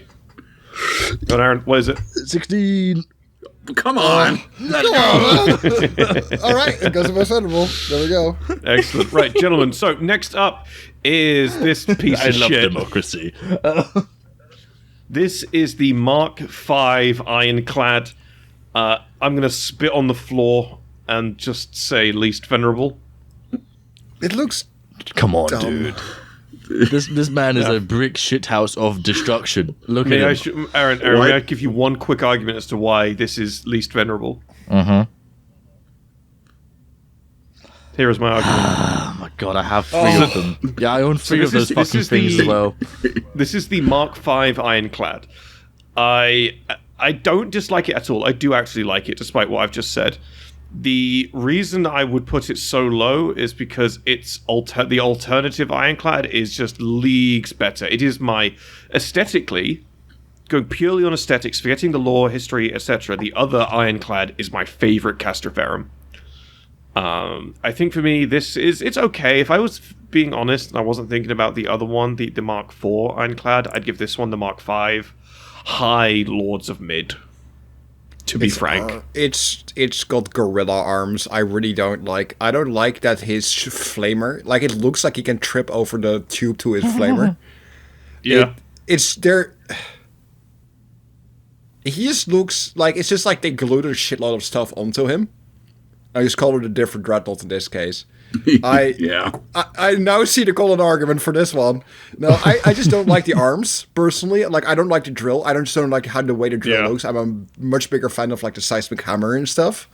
And I'm also, it's just no, What you it doesn't said do it for me. previously reminded me, sorry, of that old meme of like putting that, what's that military stuff on tanks? The bomb-proof stuff. Yeah, Why are its missiles square? Those aren't missiles, I don't think. What are they? That's what I'm saying. They're It's like like those that weird bomb-proof frack material they put on pouches. tanks and vehicles in the military, and there's no Oh, thing no, about putting them on I'm pretty fucking sure. No, everything. I'm pretty sure those are like some sort of launcher or something. yeah, they're Oh, the they frack smoke launchers. No, it's, No, they're old frack launchers. Like they Why are they put them on. square? You could put them on Land Raiders too, because like it was like a thing where you would put it on. Oh, they did. And then it would like you get close to people, and then they explode. Right, you do a bunch of damage, and then your guys run in. And this guy's like he breaks the wall, and then he explodes his like frag all over the place, and then he goes in and murders things. That's me when. me when. fucking Dreadnought finished fucking jorking it. It fucking blew up into someone's face. There we go. And my And kid. there's the jorking. Let's just say my peanuts. All right, gentlemen, how are we feeling about the Mark V Ironclad? Again, I'm going to say low Lords of Mid. Captain Barbarossa. Huh? I'm, I gonna, feel nothing. I feel nothing. All right. I'm gonna- putting him I'll in a go- bad little box. I'll go with Lords of Mid. Probably behind the Redemptor. Yeah. Either that or high bad little box. One of the two. Whichever the What about you, Alex? the council decides. I'm gonna break Aaron's heart here, but I like the Furioso more than this thing. That's fine. So I'm gonna put him behind the Furioso. As long as we've it's not got- with the Ballistus, I'm No, perfectly happy. the Ballistus is generally worse. So we've got Colin's Indifference, which I'm taking as least venerable. We've got Alex, who's behind the Furioso, and Aaron and I low Lords and Mid. I think it actually just averages him. That's Bad little box. yeah, yeah. No, but it'd be Hell yeah. ahead of the Furiosa. You reckon? No. Because no, it wouldn't, because Colin's down here, mate. No, but he got 2 votes for the one above. Yeah, and he got 2 votes for behind it, except one of them was really behind it. I guess they're the same then. Yeah, I guess they're the same. Right, gentlemen, let's move on to the superior Ironclad Dreadnought. This guy clean. It looks just looks clean so as shit. fucking metal, dude. This is like what the old school Siege Dreadnought, isn't it? Is that fucking Yes. Siege, isn't it? Yeah. This is He's got from the fucking- Badab era of Forge World models. He's got the Aquilon hammer, and the fucking Stormbolter, or Hurricane Bolter actually. Shit, yeah, this guy looks fucking brutal. He looks like the sort of guy you'd run into in a metal gig fucking like pit. Red Scorpion well- scheme does him so much justice, dude. God, he The fucking fun slaps. thing about the Siege Ironclad or the Mark IV Ironclad is that it had its tertiary weapons actually under its chest, not under its arm. So you see here, you can have either a melter here or a flamer here. or any other doodads. I made 3 of them, and they're not as fun as they look. But you see this thing? This is like a jackhammer. If a jackhammer was, I don't know, went Super Saiyan, it's like a hydraulic press. Like this just punches outwards and then comes back in and hits something. It's a wonderful device. I have always wanted one of these. I've always wanted Come one and steal of these Aaron's things. when you come down. Come and steal one of Aaron's. He's got like 3. He Fucking doesn't need them all. Fight me, alright? Those are for my Heresy Salamanders, Dreadnought list, and you will not Oh, take in that them. case, I'm going to steal all of them. You are a small man. I will throw to you out free my you window. from the pain of having a salamander's army. How tall are you, Alex? Answer this question. I'm 6 foot tall, like on the I dog. hate you. Yeah, okay. Colin's the man that it seems. Still, I'll fucking get I'm you. 5'7". Yeah. You sound like it. How's the weather up there, asshole? Enough of this prejudice, gentlemen. We must unite in reverence for this glorious machine. I'll put it on most vulnerable. I'm gonna go most venerable as well. Yeah. I need to go most venerable. This is, I think, honestly, it's the most beautiful fucking dreadnought. It's gorgeous. I love it. I think so far in this whole list, this is the best looking dreadnought. It's just so brutal. It is the best looking dreadnought. Period. Red Scorpion scheme does it so much justice, Here we dude. go. The dissenting Here we Colin go. rises again. I just like the other box top more. Doesn't mean he can't be in the same category, go, dude. Oh no, I'm I can fine bring with up most that. venerable. I just think the most okay. venerable. No. Oh no, I don't think that's- it's the Oh. most venerable. Oh, I think it's yeah, ahead no. of the Telemon. And I think it's behind the box and the venerable box. It's ahead of the Telemon though. I think it's ahead of the venerable box, personally. Well, the venerable box is right you at the put top. most venerable Mate. at the top. I That thought it was would the be the other way around. top. No, so I think he's behind Venerable Dreadnought. Yeah, that's what I'm Yeah. saying. Yeah, right here. Oh yeah. No, in between them is what I mean. Oh no, fuck that. Nah, Fuck the no, classic, no, classic, no. no, the classic box stays ahead of it. Yeah. No, I agree on that one. Like, I'd first rather buy, like, a normal box knot, and then I'd get, like, 5 of these, but I want just one normal box knot just for having one. But I really Yeah. like just the look of this. It looks brutal. It looks amazing. I love the it Hurricane was- Bolter. It's awesome. It was the most horrendous loss for Games Workshop when they discontinued these fucking things. I don't get, like, they have the sculpts, right? Like, Yep. I'm Yes. assuming they don't throw them in a ditch when they're done. I don't Nope. get why they discontinue any model, to be completely honest. Yeah, Just- I mean, they do that thing they're doing now where they'll like fucking reintroduce a model or a couple of models from a certain generation temporarily. yeah, just awful. But you can bet your deep fried chicken that when they reintroduce this, for like the 1 month they're going to reintroduce it, or the 1 week or whatever, they're going to have a Out of back stock. order that's going to be going around the world. Oh yeah.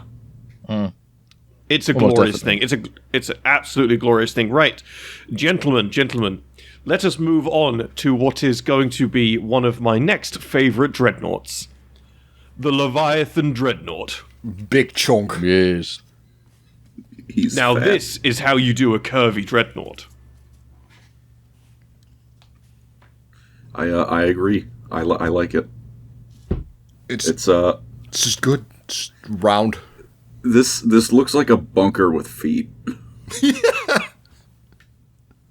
Like this is what the Imperial Fist should have as their mainstay.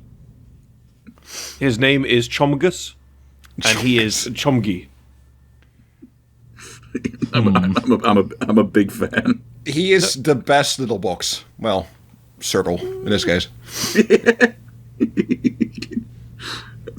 Since I'm here, I'm so sorry. Would you guys like to see the Sons of Medusa Leviathan I made? Here we go. Oh god, here we go again. You've got all these on He's gonna hand sell us specifically to again. show you. There's no choice.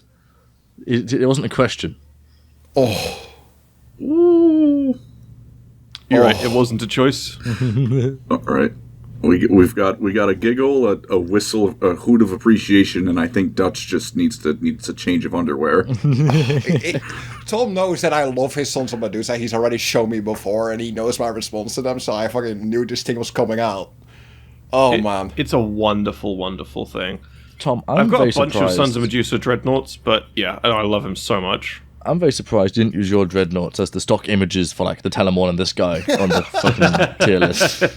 You should have. He needed the secret card. He No. needed to play his special card for it, just in case. No, but I do love the Leviathan Dreadnought. The Leviathan Dreadnought is a whole load of fun. And again, this is one of the biggest tragedy of 10th edition as a Space Marine player is the loss of the Relic Dreadnoughts. Because Yeah. in Oh my 8th God. and 9th edition, these things were a lot of fun, and they weren't exactly broken. I mean, there was that one loadout for the Contemptor where you just load it up with Volkite. That was kind of broken. But everything Yeah. else was totally kosher. You know? Guard still And got that, it was a baby. real We still sad got to that, see him baby. go. You know, so you know, it's sad. It had a bunch of different melee weapons as well. It had like, oh no, it had the one melee weapon. It was a siege drill. It was like 3 giant fucking drills. Yeah. For its hand, you know. But yeah, no, I love it, man. I love it. It's so synonymous with the Horus Heresy as well. This giant fucking thing. I'm mainly a fan of his the Cyclonic Melta launcher. Yeah, the Cyclonic Melta gun, where it is 6 Melta guns in a row, but he shoots it like a Gatling gun. Yes, it's But it's just a 6 Melta. Melta guns. It's Yeah. just boom, boom, boom, boom, boom. It's fucking ridiculous. I was going to love ask it. what that is. Yeah. Yeah, it's just like a minigun, but it's a Melta gun. I like those words. Those words please my brain. I like makes your really good. words, funny magic man. Yeah, because it was like a I like Melta your- gun that shot like 6 times in one turn if you go close Yeah. enough to something. It and was it just well, melted anything. In 9th edition, it was actually really... That was the one weapon that was really bad, because it wasn't like 6 melter shots, it was D6. Oh. So if you got really unlucky, it was like 1 melter shot. Oh. But if you got really lucky, it would be like shooting 3 multi-melters. So it was like, who knows? Roll the dice, find out. Well, exactly. I love these. But no, it's a wonderful, wonderful thing. Again, lots of history. Not quite as much as the Contemptor or any of the Castaferums, but I think this is one of those dreadnoughts that is loved by almost anyone. So, do you guys want to hear me slander another YouTuber? Do you want to know a YouTuber that actually really dislikes this dreadnought? Yeah, I'm down Oh. for slander. Is it red? No. Red loves this. You and I both know Red loves this thing, man. No, it's been funny if you were like, hear another YouTuber. Fucking Uh-oh. red moots. Fucking No, it's Chrono. Chrono actively dislikes it. Chrono, you're wrong. Chrono dislikes it, and we're his, gonna have words. his Chrono's logic, got if brain I recall damage, man. correctly. Everyone acts like he doesn't just to make him feel better, but you know, it's... No. Chrono dislikes it because of he can't take the little head popping out over the bit here. Seriously, Dude, I love the head. It's so stupid. It must be a very close to home hitting note. That one, yeah. Do you think he lives in what? What? we're sorry, Chrono. I mean, Aaron probably isn't, but no, it's a wonderful, wonderful, amazing dreadnought. Right, gentlemen, where should we put this killing giant death machine thing? For me, he's the best little box. Just left side a good little box. Like right in front of the Contemptor, he's just the best little box. For me, he is like ahead of. For me, he's in between the Ironclad Mark IV and the Telemon, like right there. Would you like my dissenting opinion at this? But once again, Any of your Yes. opinions assenting? no. Hey, I agreed with the classic box. But speaking of, my reason for dissenting this time is he's not a box. He's not a box. round. No, he is. He is Yeah, rotund. I feel to be in the top category. You should wait. Hang on a minute. We put one of the Custodies ones in. Never mind. Put him up there. If that thing can be up there, then who is that? The Mortarian's chonkiest dreadnought can be up there too. I'm gonna speak from the heart and say top of most vulnerable. What? You This just is really like this Dreadnoughts. is to you. This is the best Dreadnought. I love the Leviathans. Yeah, they're great. They're just What did you say again, Alex? A high, like the top of good little box. Top of a good little box. Oh no, I broke my Blood Knight. Colin is competing with the Telemon because he thinks the Telemon is in the wrong spot. I don't think any of the Custodes Dreadnoughts should be up there, to be completely honest. This is a democracy, Colin. We have to. I know it is. We have to concede. That's why I said it's my opinion. I don't like this. Actually, I'm going to change my vote. I don't think this is, to me, I don't think this is as good as the Telemon or the Ironclad. I think it belongs. I think I'm going to agree exactly what Alex says. No, actually, hold up, wait. We're not factoring in the Legion-specific variations and how fucking cool they look. This is half a conversation. You're right. No, that wasn't the question. That was the answer to the question. You're right. We're not factoring that in. Fuck Get fucked. Fuck you. They're customizable. So I feel like Alex is correct. Yeah. Let's put him ahead of the Contemptor. I think he's like perfectly right there. Like he's a Contemptor, he's really cool. He's like in line. Like I want a Deredeo in my army, I want a couple Contemptors in my army, and I do want a Leviathan in my army if I want a big chunky boy. Yeah, absolutely.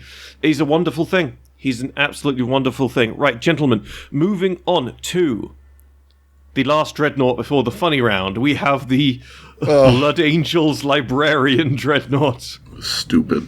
It's not a different Dreadnought. It's a whole ass psyker. That's the guy in the Dreadnought. That's the guy in the Dreadnought. But he's got a cool spear. Where's the difference? It's under the Dreadnought. Yeah, Where's the difference? It's under the Dreadnought. It does have a force mark of some variety. It has books on it. It's a Dreadnought with books on it. And he has a stupid-looking helmet. I can nail a book to my chest too. Then you'd be a flatulent. I'm Empire flatulent. Yeah, well, all right, well, that'd be pretty cool. Actually. Volkmar, my beloved. Can I give you an argument, Colin? Yeah. What am I going to say? No. If you squint, if you squint, Yeah. that could be Balthasar Gelt. That is a really good argument. You've got a good point. He's got me. He's got me. They could be killed on his way to burn down Ultramar. This is how Gelt got in. That does tell me a little bit, actually, now that you pointed out. Like, I like the Force Staff. The Force Staff is cool, but for the rest, Look, I don't like Blood Angels because I'm a World Eater player, and the Blood Angels are, like, objectively better World Eaters. So I'm against Blood Angels as a whole, like, biased as shit. They're on Team Proper Space Marine. They're allowed to be good. Yeah, so it's like, I like it, but out of just sheer hatred, I will put it in a bad little box. I don't know. I like Blood Angels a little. I feel like, so obviously we do a lot of homebrew stuff on the channel, right? Typically when someone does like a homebrew Blood Angels chapter, it's like, because obviously there's different levels of deep fried and how deep fried a homebrew will get, right? And it's okay, you do whatever you want, right? Yeah. Typically, I like Blood Angel successes because they typically end up less on the deep fried scale because they've already got this really big chapter thing going on, so they typically err on the side of caution when they're homebrewing. So I think Blood Angels are alright, although I do feel like, I think it was Aaron said this to me a few days ago, maybe even a week ago. It might be you or Moots, but someone said to me that the idea that a Librarian Dreadnought has to be Blood Angel specific is really stupid. Yeah, because all chapters have not all chapters, but most chapters have librarians, and the Blood Angels just go, haha, we are psychic vampires. It's like, okay, the salamanders can be, haha, I am a psychic forge master. Yes. It's also, like, the stories, including them, are really bad. It's probably the same logic as, like, what do they call Dark Angels having the jet bike fucking STC. And that's Blood Angels have the Librarian Dreadnought STC. They don't have sorry, just two corrections there. The Dark Angels don't have an STC for a jet bike. They just have a jet bike. That jet bike has been rumored or been seen to be like destroyed multiple times, and it just comes back every time. No, it's just gone missing. It's just gone. It's just gone MIA. Is that what it is? It's gone missing. Yes. I swear, bro, it's just gone missing.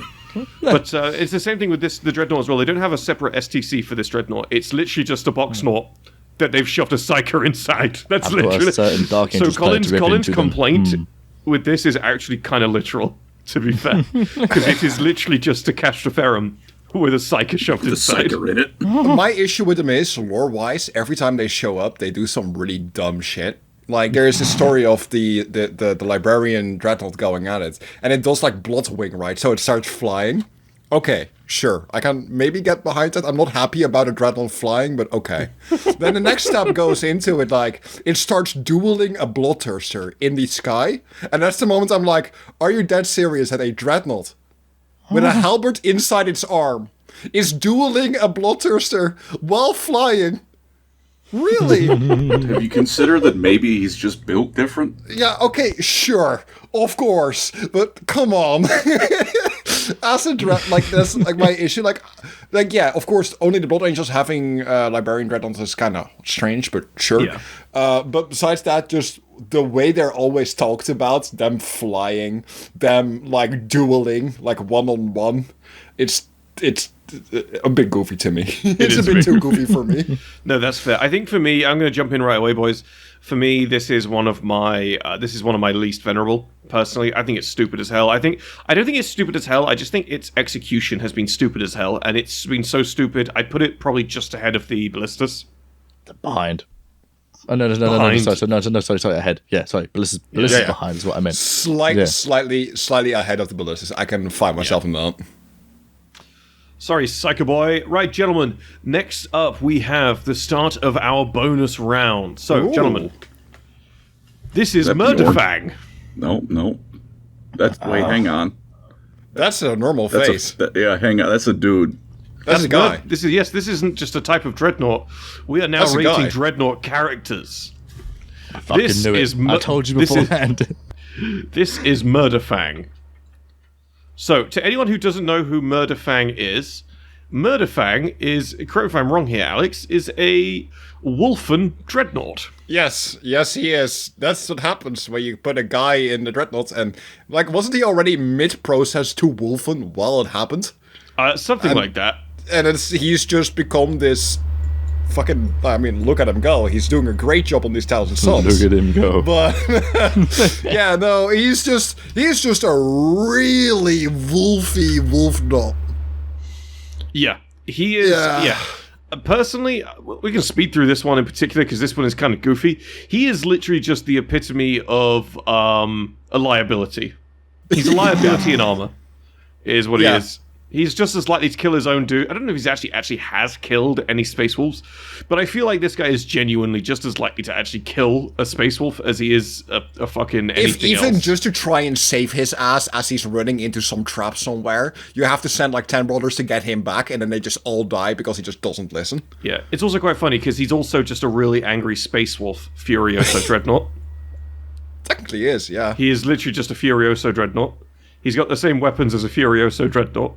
It's a Furioso Dreadnought with a Wolfen inside, basically.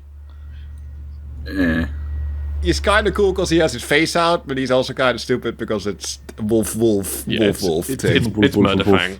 Yeah. Right, I don't like Space Wolves. No, I don't. Not many people do. Not many people do. If there's one thing that this channel is known for, it's dogging on Space Wolves, and that ain't going to stop anytime soon. Yeah, boy. Right, so, gentlemen, where are we putting Murderfang? Least venerable. That's least venerable. Put him down there. Are we putting him? Oh no, they were just zoomed in. Are we putting him behind the Ballistus? No, we have class. No. We have some class. All right. Like, between them. Like, the Librarian Dreadnought is a bit cooler in my opinion, even when they're so goofy. All right, gentlemen. All right. Next up, we have Cassor the Mad. Now, do you gentlemen know about Cassor the Mad? I know of Cassor the Mad, yes. I'm assuming he's angry. So Cassor the Mad is a Blood Angels Death Company Dreadnought. No, hold up, sorry. Colin, that is not an accurate representation. The correct representation is fuck ass mad. Is hard is what this man is. Really mad. So Cassor the Mad is a Blood Angels Death Company Dreadnought who is deep into the Black Rage at all times. The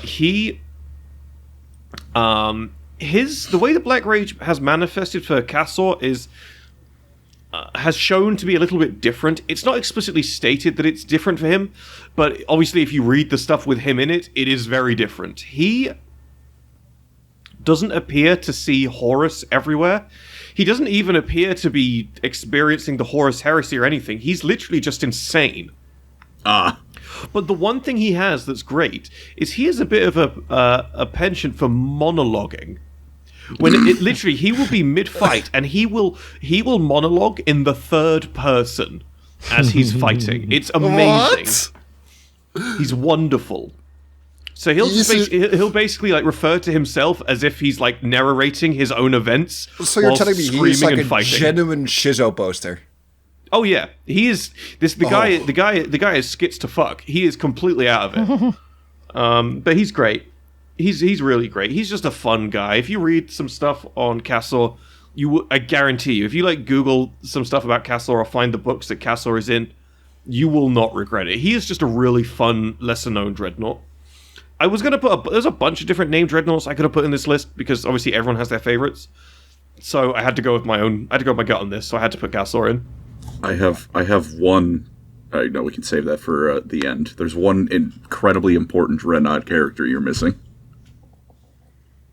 I knew that one of you would call me out for not including someone. Right? I knew it would happen.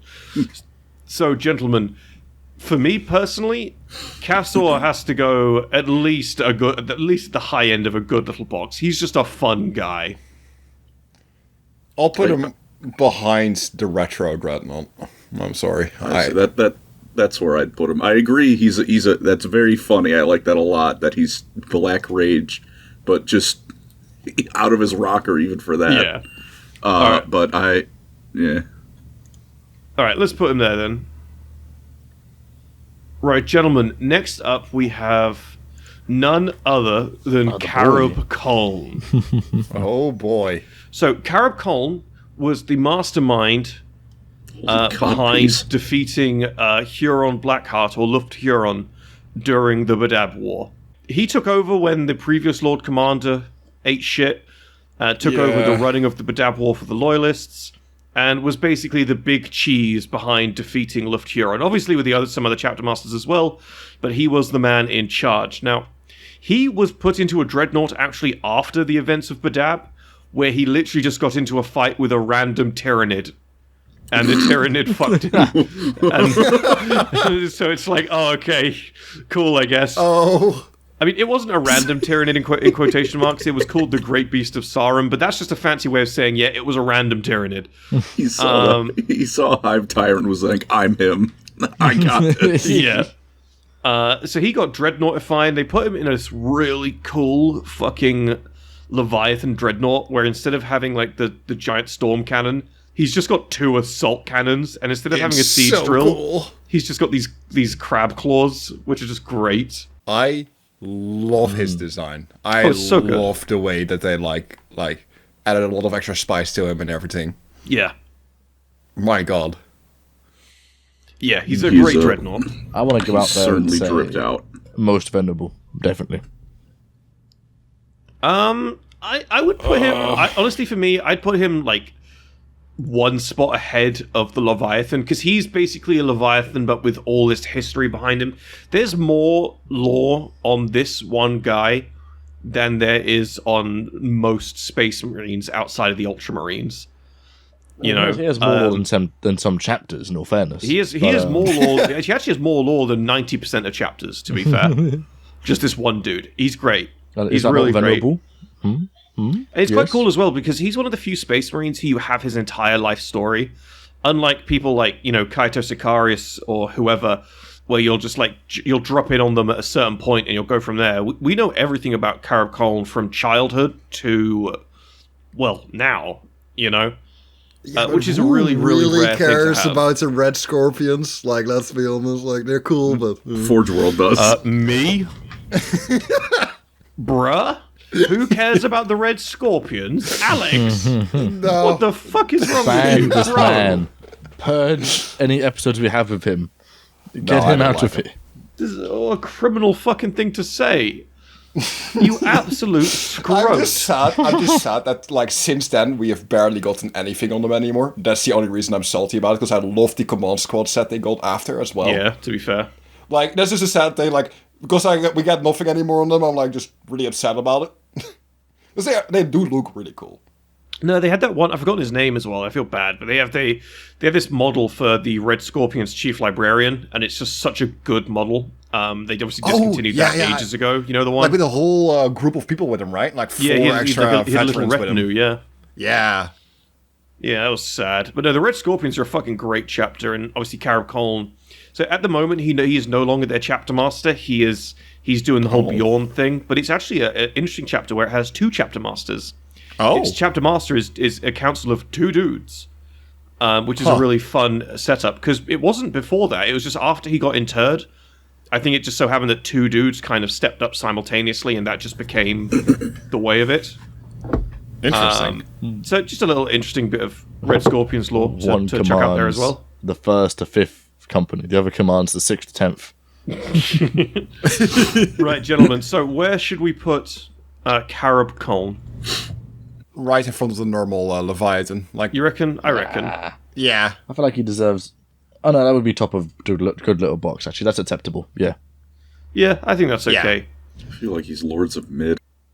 You what? I feel like you're His Lord of existence- Mid, alright? All right, first of all, correct. Second of all, I feel like his existence is just so Forge World can sell a 500% markup Dreadnought. If Forge World were actually still selling him, I'd buy it. I would say if. Target market right here, boys. Fucking- No, he's been discontinued for fucking ages now, sadly. Man, I do not get it. Next, no, it's I don't either, honestly. Right, next up we have. Oh, he fought. Sorry, I forgot to mention he fought at Vrax. Oh, really? He fought. Cool. He was. So it was before he was before he was chapter master. He was a chapter veteran during the Siege of Vrax. Oh, that's so cool. Yeah. All right. So next, it was during the Siege of Vrax that he got promoted to the captain of the first company. Right. Next up we have Bjorn. Do we even need to explain where he's going? It's Bjorn. It is him. Bjorn. Somewhere in here is Bjorn. Behold, the only tolerable space wolf. Is that because he's actually tolerable, or because he's asleep most of the time? I like Bjorn. He's got a good head on his shoulders. No, he's cool. Although he is becoming, as every further appearance we have of Bjorn, he becomes increasingly more weird and senile. But he is. No. He is 10k years old. Yeah. At some point, you're not going to be the same fella you used to be. yeah. No, he's that one line where he's like, he said, I met the All-Father once. I'm pretty sure he liked me. It's like, yeah, that's all you can hope for, right? That's all you can hope for. He is canonically the most venerable. I think there is only one Dreadnought in the entire setting who is as old as Bjorn. And that is that one word bearer. What's his name? Oh, yeah. Oh, the Anchorite? The Anchorite, that's it. The Anchorite is as old as Bjorn, and that's it. It's just those two. They're the only Space Marines from the Horus Heresy still kicking around who aren't Chaos Space Marines. Yeah. Yeah, no, I just like him. He's the most venerable. He is the boy. He's the most boy. classical of them all. Yeah. Right, putting him up there. And so finally, gentlemen, we have none other than Rylanor. I deny you now and always. I mean, It's not even a question. It's not. Yeah, It's not it's just great. it's him. Sometimes That's the the fan guy. base latches onto something and blow it way out of proportion over how cool it is. And this isn't one of those moments. Rylanor's awesome. Rylanor is just He's great. He deserves all the every bit of hype he praise he gets. gets. He deserves it. Yeah. Waited 10,000 years in a cave, slowly but surely reassembling a virus bomb with one arm. Just to blow his dad up. Just for one last F you. A big It's like the one way you can hurt a demon Primarch too, because they're emotion beings. Yep. Yeah. Or kick him in the pride. He deserves to be right there. Tell you what though, a big fucking what's the word? A big fucking kudos to those couple thousand sons who were like, you know what? I'm prepared to kill myself for you to insult this man. You know what? Hell yeah. You're kind of cool. Tom, my friend, though, you forgot the most important dreadnought of them all. Oh god, who have I forgotten? Tancred, who, as I understand it, his lore starts and ends with, he was dreaming a good dream about Sisters of Battle Twins. And he was very upset he was woken up when he was. You need to be beaten with a brick within an inch of your life. He raises a good Twins. point. Why They does that were. exist? He raises a Is very Tancred- good point, though, man. Is Tancred not allowed to dream of bitches? Is a man not entitled to the cake of his own cringe? Tell me. Right? The hell up. Oh no. Come on, that's the most human we've ever seen a Space Marine. I mean, true. Oh, for fuck's sake. Everyone else is like, you honor, and you're my dad. This guy's just like, no, I was dreaming of hot women. Alright, gentlemen. Let's see some tits, gentlemen, man. Damn. You cringe bastards. We have the final list. I will accept changes now. Is any changes anyone would like to make? Tancred. Could you add I'm not adding a fucking... It's not happening. Could you add a sixth tier for the Ballistus specifically? Yeah. I think the Ballistus is the only one that deserves to go lower. Shitbox. Shitbox. Shitbox.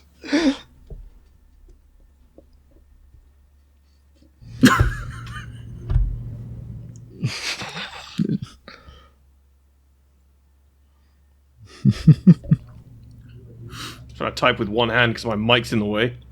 Put your fucking Shitbox. beer down, man. That's shitbox. Hell yeah. Fucking tank. The venerable shitbox. My last car was a shitbox. It's quite a top-heavy list, but so many of the Dreadnought designs are so good. Dreadnoughts are cool. It's kind of hard to miss with Dreadnoughts, to be fair. Are there any serious changes anyone would make, to be fair? I would like to move the Siege Dreadnought ahead of the normal box knot, but I don't think people are going to agree with me on that one. I feel like No. I might have been too generous with the Telemon. I feel like the Telemon should be at the top of good little box. Nah, fuck that. He's not a little box, he's a big box. No, I'm pretty... Yeah, keep him up there. I would second moving him down. Yeah, let's put it down. Yeah. Wait. Alex, what's your take? I would also move him down You because fuck he's you, just fucking not. betrayers. He's not as iconic. He's not been around enough. He's not. Everything up here is either iconic or peak. So it's like, yeah. I'm kind of kicking myself for putting the Furioso Dreadnought, like the Redemptor Furioso Dreadnought thing, the close combat Redemptor. I almost want to put him at the top of mid. Yeah, I gotta be honest. I'm looking at the mid. He's still far better than normal Redemptor, though. Yeah, but he's not even close to the Gladius. Well, no, that's actually interesting you say that, because I think, in retrospect, I personally would put the Brutalis here, and I'd probably actually put the Redemptor down here, to be fair. Because there's nothing bad about the Brutalis- Redemptor. He's just not great. It's just, yeah. I think the Brutalis has a lot more character than the Redemptor. It's just the Redemptor's a whole fuckload of nothing a lot of the time. Yeah, putting different weapons on it or different plates on it doesn't change the fact of it just being 20 really cool details all mashed together into a what the fuck is this? Yeah. That's a fair take. No, I can't argue with that, actually, to be fair. Yeah. I know a lot of people like the Librarian Blood Angels Dreadnought, but It's such a fucking weird cop-out Dreadnought, you know? You can definitely put Murderfang ahead of the Blood Angel Dreadnought, I think. That's funny because Murderfang is just a Blood Angel. He's just a Furioso Dreadnought with a wolfman in the cockpit. so it's like that, but actively worse. Oh god, that's funny. Right, gentlemen, we have the completed Dreadnought tier list. Wonderful stuff. Colin, would you like to join us for some patron questions? I would be honored. Excellent. Thank you all for watching. We're going to go do some Patron questions. If you're enjoying the content, please consider smashing that subscribe button. And if you want to support, consider taking a look at our Patreon, linked down below. And if you fancy interacting with the team or myself, jump on into our Discord. Thank you so much for watching. We'll see you next time.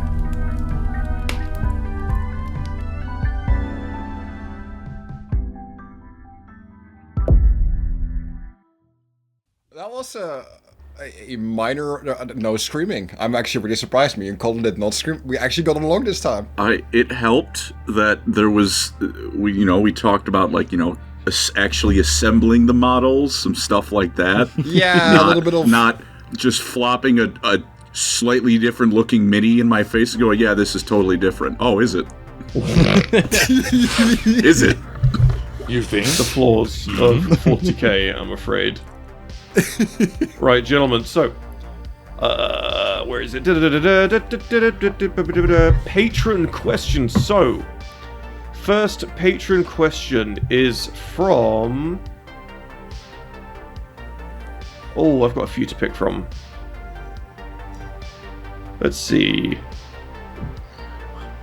Cool, this is a good one. So the first one is from Dante thy Skelly Boy, or Dante thy Kobold, and Dante asks, which obscure guard regiment would you like to become a mainstay guard faction? Say that again, sorry? Which obscure guard regiment would you like to see become a mainstay guard faction? So maybe not necessarily obscure, just not one of the big ones like the Cadians or the Krieg. I'd probably have to say the Talon Raiders. They're far too cool not to have something proper going for them, to be fair. Yeah, I wish we got more of the Valhallan Ice Warriors, to be fair. You stole the words out of my mouth. I was going to say, give me the Valhallan 597th. Yeah. I want Kane. I want Kane. more Valhallans, to be fair, would be my answer. What about you, Alex?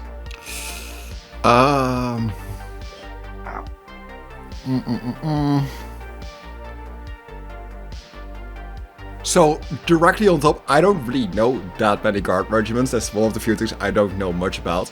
But I remember their name, and just for the name alone, I really want them to be their own setting thing. It's Harakoti Warhawks, because they just sound Those guys are actually pretty damn cool. Yeah. That's a solid fucking pick, my dude. Those are the ones that really capture my... Because they kind of remind me of the Elysians in a way, but they're just way more badass. Yeah. No, that's absolutely fair. Right, next Patreon question. So, this one comes from Lufurius, or Archmagos Somnus Punk, and Lufurius asks, congratulations on becoming a rogue trader or inquisitor. What 4 members of any faction are part of your retinue? No named characters. So 4 dudes to be part of your retinue. You are either you're an inquisitor or a rogue trader. I would be a rogue trader. I don't want to work for the Inquisition, to be totally honest. Yeah. And I would definitely have. If we go by the rogue trader game, I'd love to have a Sister of Battle on the team, to be honest. Some kind of generic tech priest looking ass. Definitely an astropath, but hopefully the slightly more stable kind. And don't know. That's the 3 you're getting out of me. Or is it 3 or 4? Sorry. It's 3. He said 4, but he's getting 3 from me. Ooh, this is a good question. I'm gonna go. Give me an Eldar Farseer, an Ogren Bonehead. A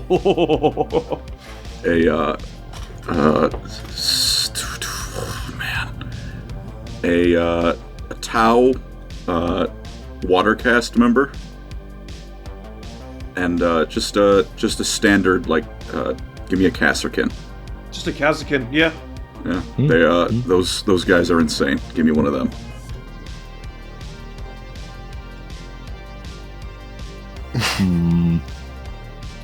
Actually, I know what my last one would be. I'd want some sort of sniper, some sort of vet guard sniper. That would make me happy.